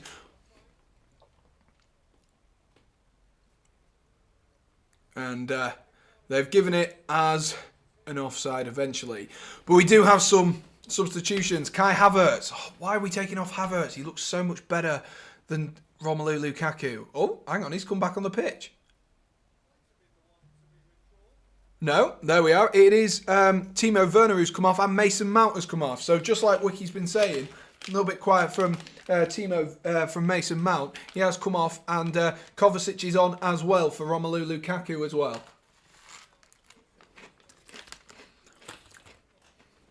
So the substitutions, Mount off, Lukaku on, Werner off, Kovacic on. I forgot his name there. Kovacic on. So a change for Chelsea, and by the looks of things, a change in formation. Maybe to a two up top with Kai Havertz complementing the play style of Romelu Lukaku. Let's see how they set up. A lot of defenders on the field. Good touch there by Lukaku. Good first touch, and Kovacic has done well there. I think that'll be brought back there for a foul on Mateo Kovacic. He was just dragged back as he tried to play the ball through. They have taken it quickly here, Chelsea. Jorginho into Kovacic. Back into Jorginho. Let's see how they set up now. Let's see how they set up. Tim Krul's apparently made one of the saves of the weekend. What is the score in that game? Is it still 1-0, Wiki? Chalobah into Andreas Christiansen. Look at me rolling my R's. Newcastle should have had a pen. Yes, I've already discussed that, Fraser. Lovely ball clipped in behind there, and Havertz's touch wasn't good. Still 1-0. Still 1-0 in that game. Good stuff. Mason Mount is off.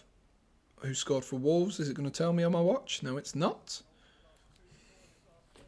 Who scored for Wolves? Let's find out. Let's find out for you lovely people. That's weird. Why is it not? Why's the notification not come through? Huh.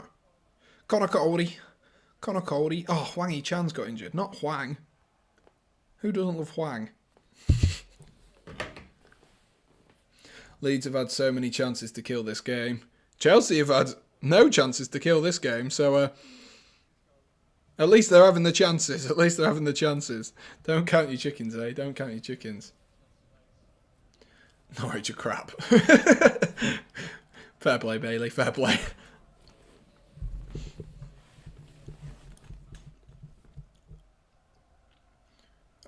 Rudiger.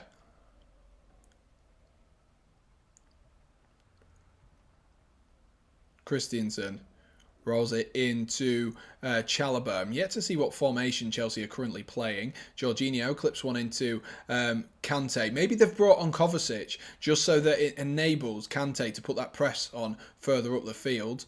Maybe that's what they're going for. It looks kind of like a three at the back at the moment, but we'll wait and see. Christiansen. Way! Bruno Guimaraes just slips over for no reason. I'm eating chicken, says Schrafter. They are, but you've got to beat what's in front of you. Absolutely, absolutely. They might come to rue the mistakes. They most certainly might. Kovacic, Chalobah, back into Christiansen. Christiansen finds Rudiger. Rudiger drops it off to Malang Sarr. It's just not quite switched on. Just not quite switched on there, Malang Sarr. Chelsea, and maybe the decision to bring on Kovacic was to try and bolster that midfield. It kind of reminds me, I don't know if you remember early on in the season when Chelsea lost, was it 1-0 to Manchester City? Chelsea played three across the midfield with, I believe, Werner and Romelu Lukaku up front. And it reminds me of that, how they've set up. And as we all know, Chelsea didn't do very well there. Ziyech has dropped back into right wing back by the looks of things, and left wing back is Malang Sarr. So maybe trying to match Newcastle and overload them in the centre of midfield. We're just looking at Petr Cech. Shame we can't, I was going to say it's a shame we can't have him on, but the form that Edouard Mendy's in, I don't think we need him on. Gerrard or Lampard? And I think my answer to this is going to be a little bit different to what a lot of people expect it to be, but I would actually go with Stevie G. Don't get me wrong, I love Frank Lampard and I think he was a fantastic goal scorer, but as an all-round player, for me, Stevie G was the better out of the two of them. That is just my opinion. I don't like to comment on the whole Scholes debate as well, because I didn't really watch Scholes when I was younger. I used to watch Gerrard and Lampard because I was a Chelsea fan. My brother is a Liverpool fan, so I used to see a lot of those two, and obviously having family connections as well to Liverpool Football Club. But Gerrard was one of the players who made me fall in love with football, and so that's what I'm going with. Oh my gosh! Almiron there. It was offside, but Almiron's put one over the bar. And Chelsea's day is just going to get a little bit harder here as Alan Saint-Maximin is coming on, and I believe Jacob Murphy. Is that correct? Have I got that number correct there for Newcastle United? No, it's Miggy Almiron. Miggy Almiron is coming off. Breaking: Klopp has left Liverpool. I don't think so. Not unless we find out he's got ties to the war. Then I don't think we will. At the moment, he's supposed to be running out his contract, isn't he, Jurgen Klopp, until 2024. So it looks like that will be when Jurgen Klopp leaves Liverpool. So another 2 years of Jurgen Klopp. Part of it is, with managers like that, is, you know, if he wins the FA Cup this season, he's won everything, hasn't he? If he wins the FA Cup this season, a Premier League, a Champions League, he'll have won everything in his time during at Liverpool. So part of it is maintaining that legacy and not going through that same phase that Arsene Wenger went through, of where people were like, "Oh, we need to get rid of him now. He's old and rubbish, and not capable."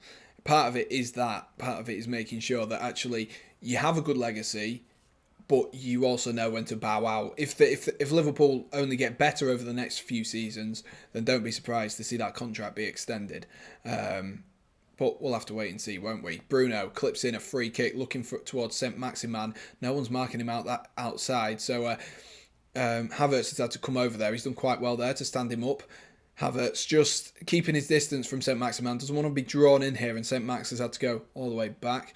Who will take over Liverpool when Jurgen Klopp leaves? Probably Stevie G, you would imagine, but Stevie G obviously doesn't want to speak about that at the moment. With him he's like, you know, I'm the manager of Aston Villa, my priority is with Aston Villa, but he definitely looks like he's doing all the right things at the moment, specifically to build up that repertoire for Liverpool. What a ball that is to find Kante as well, and Kante has support from Lukaku. Lukaku's run himself offside. He drops it off to Kovacic instead. Here is Hakim Ziyech. He's got Havertz out wide. He's going to choose instead to go towards Rudiger. Rudiger, unfortunately, the pass was a bit dodgy towards Rudiger, so Rudiger's had to go back out wide towards Havertz. He looked like he was going to shoot there, and here comes the cross from Chalobah, headed clear by Newcastle. Falls to Rudiger once again. Rudiger finds Christensen. Chalobah. Ziyech back into Chalobah. Chelsea just looked like they had some grit between their teeth there and a bit of intent, but just seems to have died out again because Newcastle look really good defensively. I really hope Chelsea don't drop points here today. I really hope they don't. Oh, dummied there by Chalobah. Maybe not the best of opportunities to dummy, and that's definitely a foul, surely. What? How have you given a foul the other way? Are you joking me? How have you given a foul the other way there? I don't understand. Chelsea have had no shot on target. Yeah, does not surprise me one bit. I'm not sure how that was a free kick. Have they given that as a free kick or a throw-in? Because it should be a free kick to Chelsea.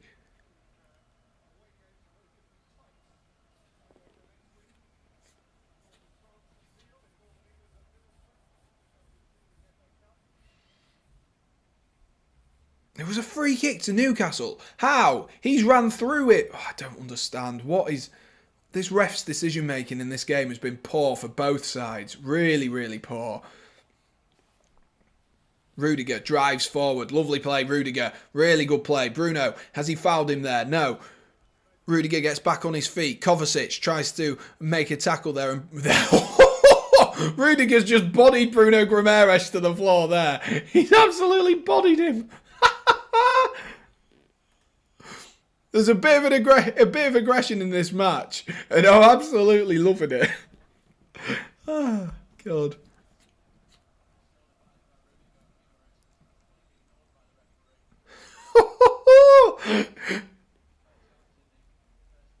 Oh, I love how they're showing this shoulder barge once again. I am down for that.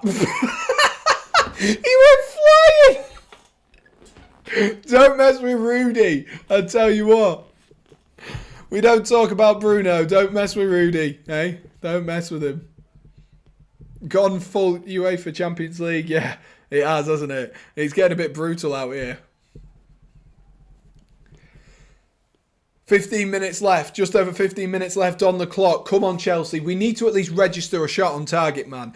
Only 10 attempts between the two teams altogether, with only one shot on target coming from that thunderous strike from Miguel Almiron on half-time. So the player who has had the shot on target is now off the field. So, not really what you want, is it? No, definitely not. But in terms of a Chelsea perspective, definitely what you want. Rudiger finds Christiansen into Trevor Chalobah, who's done a decent job at right back in this game, despite potentially having given away a penalty. Christiansen drives into a little bit of space now. Chelsea need some movement up front. There's no one moving. Of course, with Lukaku on, you never get anyone moving up front. Havertz finds Ziyech. Ziyech is going to cut in on that left foot once again. My problem with Ziyech, and I know a lot of people love him, is the fact he only goes one way. You know he's going to cut in on that left foot.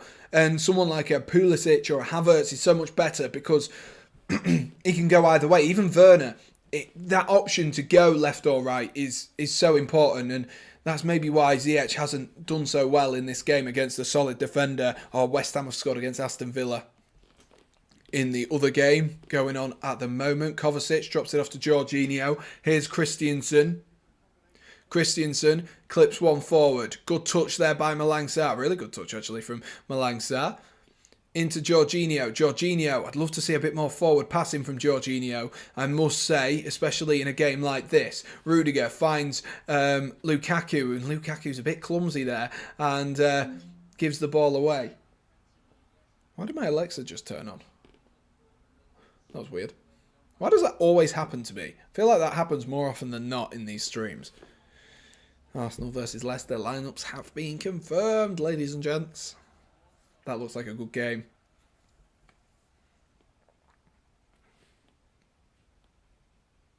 God, Josh's stream's popping off. 92 people in the stream. Nearly 100 people between us. Showing the distribution is 5 to 92, but of course, it doesn't really matter. Mendy into Jorginho.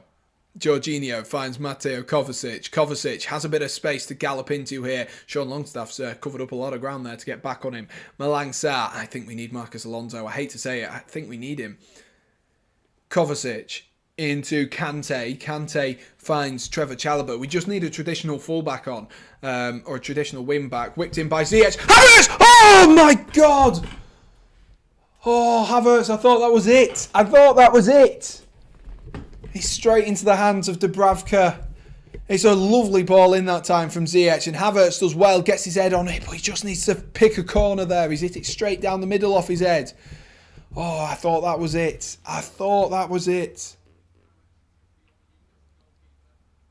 Well, there's a first shot on target. So, only up from here. Surely. It's positive. It's good ball in. Havertz, good movement. Got in front of his man. Headers it on. And not too bad. Somehow, we've just gone from that going into the hands of Dubravka. And now the next clip we are seeing is Saint-Maximin at the edge of the box. Why have we not seen the build-up here? It's going to fall to Sean Longstaff! Oh! Bloody hell. Oh my gosh.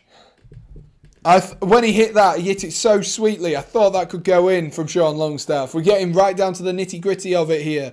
right down to the nitty-gritty of it. We are three likes away from 15. So if you could do us a favour and smash that like button or do subscribe, that would be absolutely fantastic, and I would really, really appreciate it. Really, really appreciate it. Was he offside there? He is offside there. Thank God for that. That was a through ball played through, and I thought he was onside there, Jacob Murphy.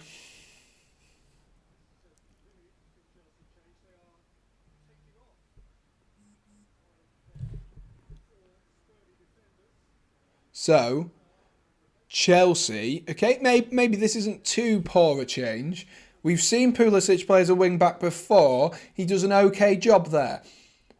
But Pulisic has come on for Malang Sarr, so it definitely now looks like a 3 at the back with a 3 across midfield and Ziyech and Pulisic as the wing-backs. So Chelsea going all-out attack if they ever have.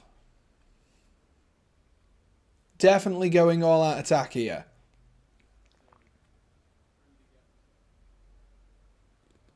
Christensen into Kovacic. Admittedly, there hasn't been too many questions at the moment from Newcastle United in wide areas. So maybe that's what Thomas Tuchel has weighed up at the moment. Maybe that's what he's weighed up. He's thought there's not been too much attacking options down wide areas. Kante might be able to get a ball in here. He's whipping it in towards Lukaku, who looked like he was going to bend to overhead kick that one. Jorginho intercepts, and it's a changeover of possession again. St. Maximin putting Chalobah under a little bit of pressure as he leaves the ball twice, and it goes out for a Chelsea throw-in. West Ham winning, and Yarmolenko scored. Good stuff. Great stuff to see. Love to see it. Kovacic drives into a little bit of space. Really good from Mateo Kovacic. Lovely. That's a foul. Come on. Get him in the book. Thank you. Finally give us something. Kovacic there looked like he was about to burst through Chelsea. It's a tactical foul from Newcastle, which is so frustrating. But better from Chelsea and better from Kovacic. Bruno finds himself in the book, and now he can't make a silly challenge as well. He was away from both Dan Burn and Bruno there, and somehow he got a touch on him.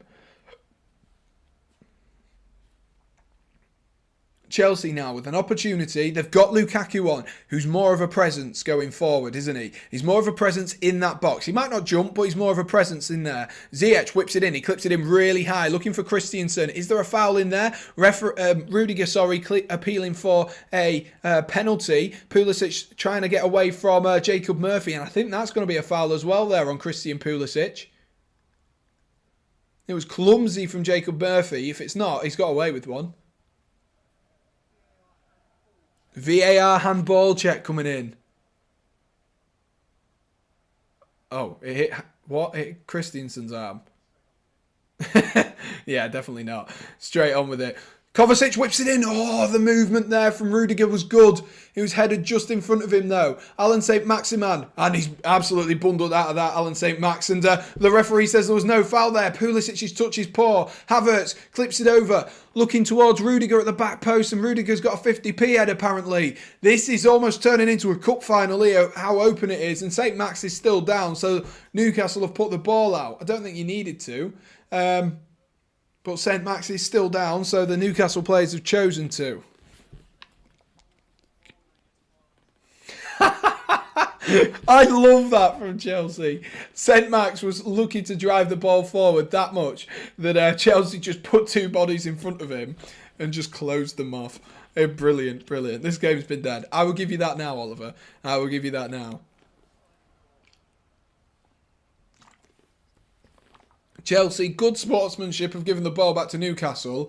Although, that being said, it wasn't a head injury and it wasn't a severe injury. So, to be honest with you, if they'd not given it back, I wouldn't have been like, oh yeah, I can see why. John Terry at Chelsea today, having a look at his former side. Looks like I was wrong with a 3-1 score prediction, says Batman.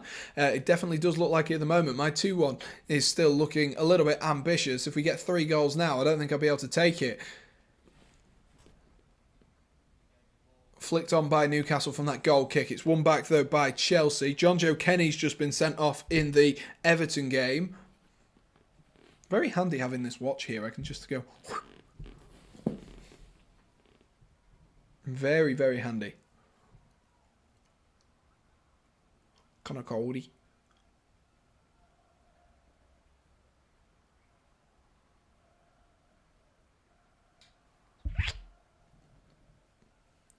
Seven minutes left to play for Chelsea or Newcastle. Will we have a winner? Will we have a winner here at Stamford Bridge? I'm hoping so, but as time ticks on, it looks less and less likely. And to be honest with you, I feel like I'm going to celebrate this more than I have over the last few weeks, because a point against Newcastle at the moment isn't what we need. We need 3 points. We need to keep on pushing and keep on proving that just because stuff is happening behind the scenes, that Chelsea aren't going to fumble the bag.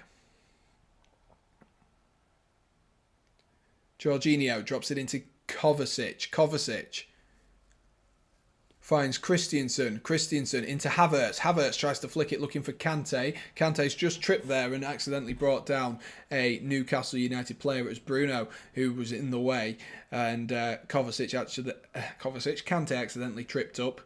Completely unintentional, but he did. Newcastle are going to defend. They've been doing it all game. In terms of clear-cut opportunities, other than that Havertz header, Chelsea, well, they've made 6 opportunities all game and they've only had 1 on target, and that'll show you the stoic nature of the defensive performance from Newcastle United at the moment. I'm just, as you can see, I'm looking off screen. I was just looking at the UEFA Champions League winners. If you'd have told me in July that Chelsea would be where they are currently, staring down the barrel of administration, seems like a long 8 months.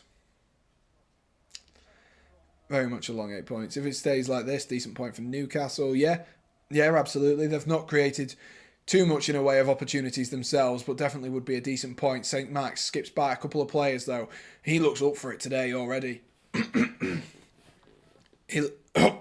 What is going on with my voice?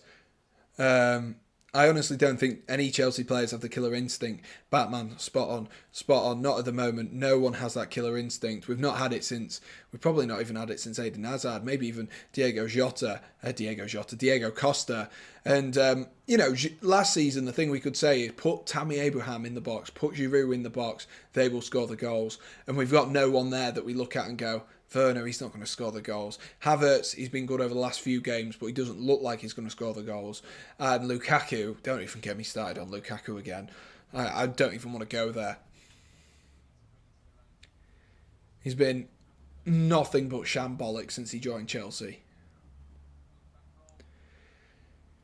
Opportunity here for a free kick for Newcastle United. Matt Targett, who has been one of the standout players for Newcastle in this game, whips in a corner, it's headed in, and straight into the hands of Mendy. Could have done with a better header there from Fabian Schär. Could have done with a much, much better header. Chalobah drops it into Hakim Ziyech, and Ziyech comes back once again to Chalobah. Come on, Chelsea, let's push forward. Let's do something with this ball. It's all well and good having 70% possession, but if we don't do anything with it, there's no point. Like, the lack of clear-cut opportunities today, like Batman says, no killer instinct. It's so obvious to see that Chelsea is so far away from where they need to be and where they want to be as a team at the moment. Kante into a little bit of space. Is that going to fall for Lukaku? Not quite. Lukaku's finally... I've seen Lukaku jump, ladies and gents, so that's always helpful. He can actually do it, I can confirm. In comes a cross there from Hakim Ziyech. Falls to the edge of the box. Is Kovacic going to be able to get there? And he's fouled Guimaraes in the eyes of the referee, and he gets himself in the book. Brozier is far better than Lukaku. He's more mobile, that's the important thing. He is so much more mobile than Romelu Lukaku. I'm not sure Kovacic won the ball there. He was adamant that he had, but I'm not sure he did. Looking from the other angle, not sure that he did. But we are getting into squeaky bum time. The last chance saloon, as people like to say, with 4 minutes left on the clock. I've turned off the notifications on my phone so that I don't have any spoilers for myself. So if anything does happen, please do refrain from spoiling the game for me. But unfortunately, it does look like it's going to be a 0-0 this one. And classic in If it was ever going to be a 0-0, it was going to be in a game that I stream, wasn't it? It was going to be a game that I stream. Oh, God. I remember Burnley versus West Ham. God, that was tedious. Here goes Kante into Kovacic. Kovacic drops his shoulder well. Tries to drop it off to Rudiger. Rudiger's getting himself in a bit more of an advanced position. Ziyech tries to whip it in. It falls to Pulisic. Here's Kovacic. Kovacic over to Lukaku. Lukaku, can he get the ball down? He's inside the box. Oh, and he's offside, man. Stay onside. Do we not know the offside rule? How are you offside so often? How? What? Have you never played football before? How are you offside so often? How are the Chelsea attackers offside this much? I don't get it. I don't get it. Just look along the line, man. It's so frustrating. So frustrating. And the thing is, Newcastle fans are going to be absolutely buzzing with a result like this. Getting a point off a team like Chelsea. But Chelsea have been poor at the best of occasions. I spoke about it against Norwich the other day, not getting out of second gear. They've not done it again today. Really not done it. There's nothing up front for Chelsea. Nothing up front for Chelsea. What? Rudiger and Jorginho just playing 1-2s. Oh my God, what a ball that is. Havertz! Yes! Oh my gosh! Is he onside? What a ball from Jorginho! Yes! What's a ball from Jorginho? What a touch from Havertz! And he's 1-0! Come on! Get in! What a goal by Chelsea! Oh, just as I say, finally we get that piece of movement. I said earlier, didn't I? We need some balls forward from Jorginho. And what a ball this is from the Italian. What a ball that is. A brilliant first touch from Havertz and he's poked it home. What a finish. What a finish. It is onside. It's definitely onside. And Chelsea finally create something. Out of nothing, Chelsea get themselves 1-0 up. Finally, man. Finally. What a ball that is from Georgie. What a ball. Big players come up for you at big occasions. And that ball from Jorginho. What a ball. If you're going to watch anything tonight on Match of the Day, watch that pass from Jorginho. Because that is so good. So good. Havertz shouldn't be on the pitch. Give over, Oliver. Give over. It definitely wasn't a red card for that. But what a goal by Chelsea. That's what we needed. And here go Chelsea once again. They're not done. Mateo Kovacic driving forward, looking for Romelu Lukaku. I think he's offside, And it doesn't matter anyway. We've got 4 minutes of added time at the end here. Rudiger's overcommitted there. Fortunately, Kante somehow got his body in the way. Lukaku gets the ball back once again. Oh my God, finally Chelsea. It definitely wasn't a red card. It definitely wasn't. You can give over on that one. He jumps up. Could have broke his cheekbone, poor Dan Burn. He jumps up. I understand, like, it's an elbow in the air, but he's jumped up like this. Okay, that's how normal people jump. Dan Burns come from behind him. He's got total eyes on the ball. He doesn't know a thing about it. It's not a red card. I'm telling you that now, and I'm not having anything. I'm not hearing anything otherwise. We honestly need a Cesc Fabregas type player in centre midfield. Yeah, exactly. That's what I mean. That right there was something that Fabregas did so well for Chelsea. Chelsea on the attack again here, and Pulisic clearly not getting a call from anyone there because St. Max was running back. So clearly not getting a call at all. And Dwight Gale straight on and straight into the book as well. Not sure what he did there on Jorginho. See, Chelsea can't pay the refs. We have the most red cards in the league. Exactly. Oh, Dwight Gale as well there. He's just stamped all over Jorginho. Bit of frustration there from Dwight Gale. And there you are. That's where it... score at 1. Can we move you up a little bit, Mr. Havertz?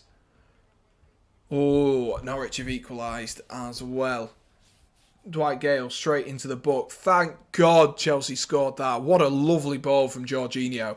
Just when we needed a bit of world-class play from someone in Chelsea blue, and we get it from Jorginho. And what a touch by Havertz as well. What a first touch.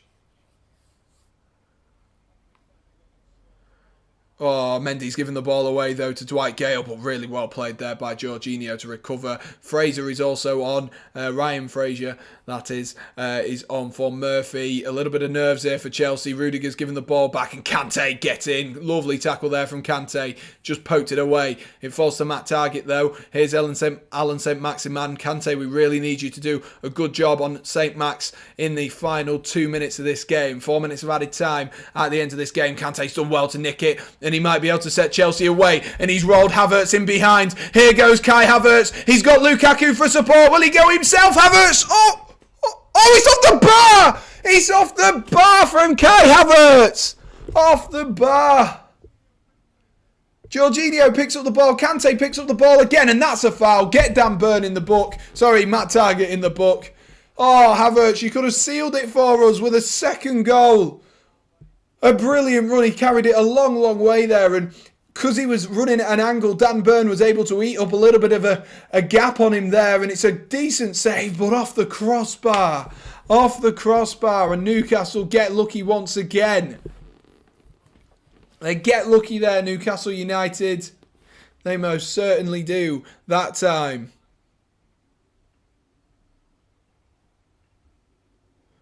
Oh my gosh. What a first touch that was from Kai Havertz for that goal. Just watching it again. It's so calm. It is filthy, man.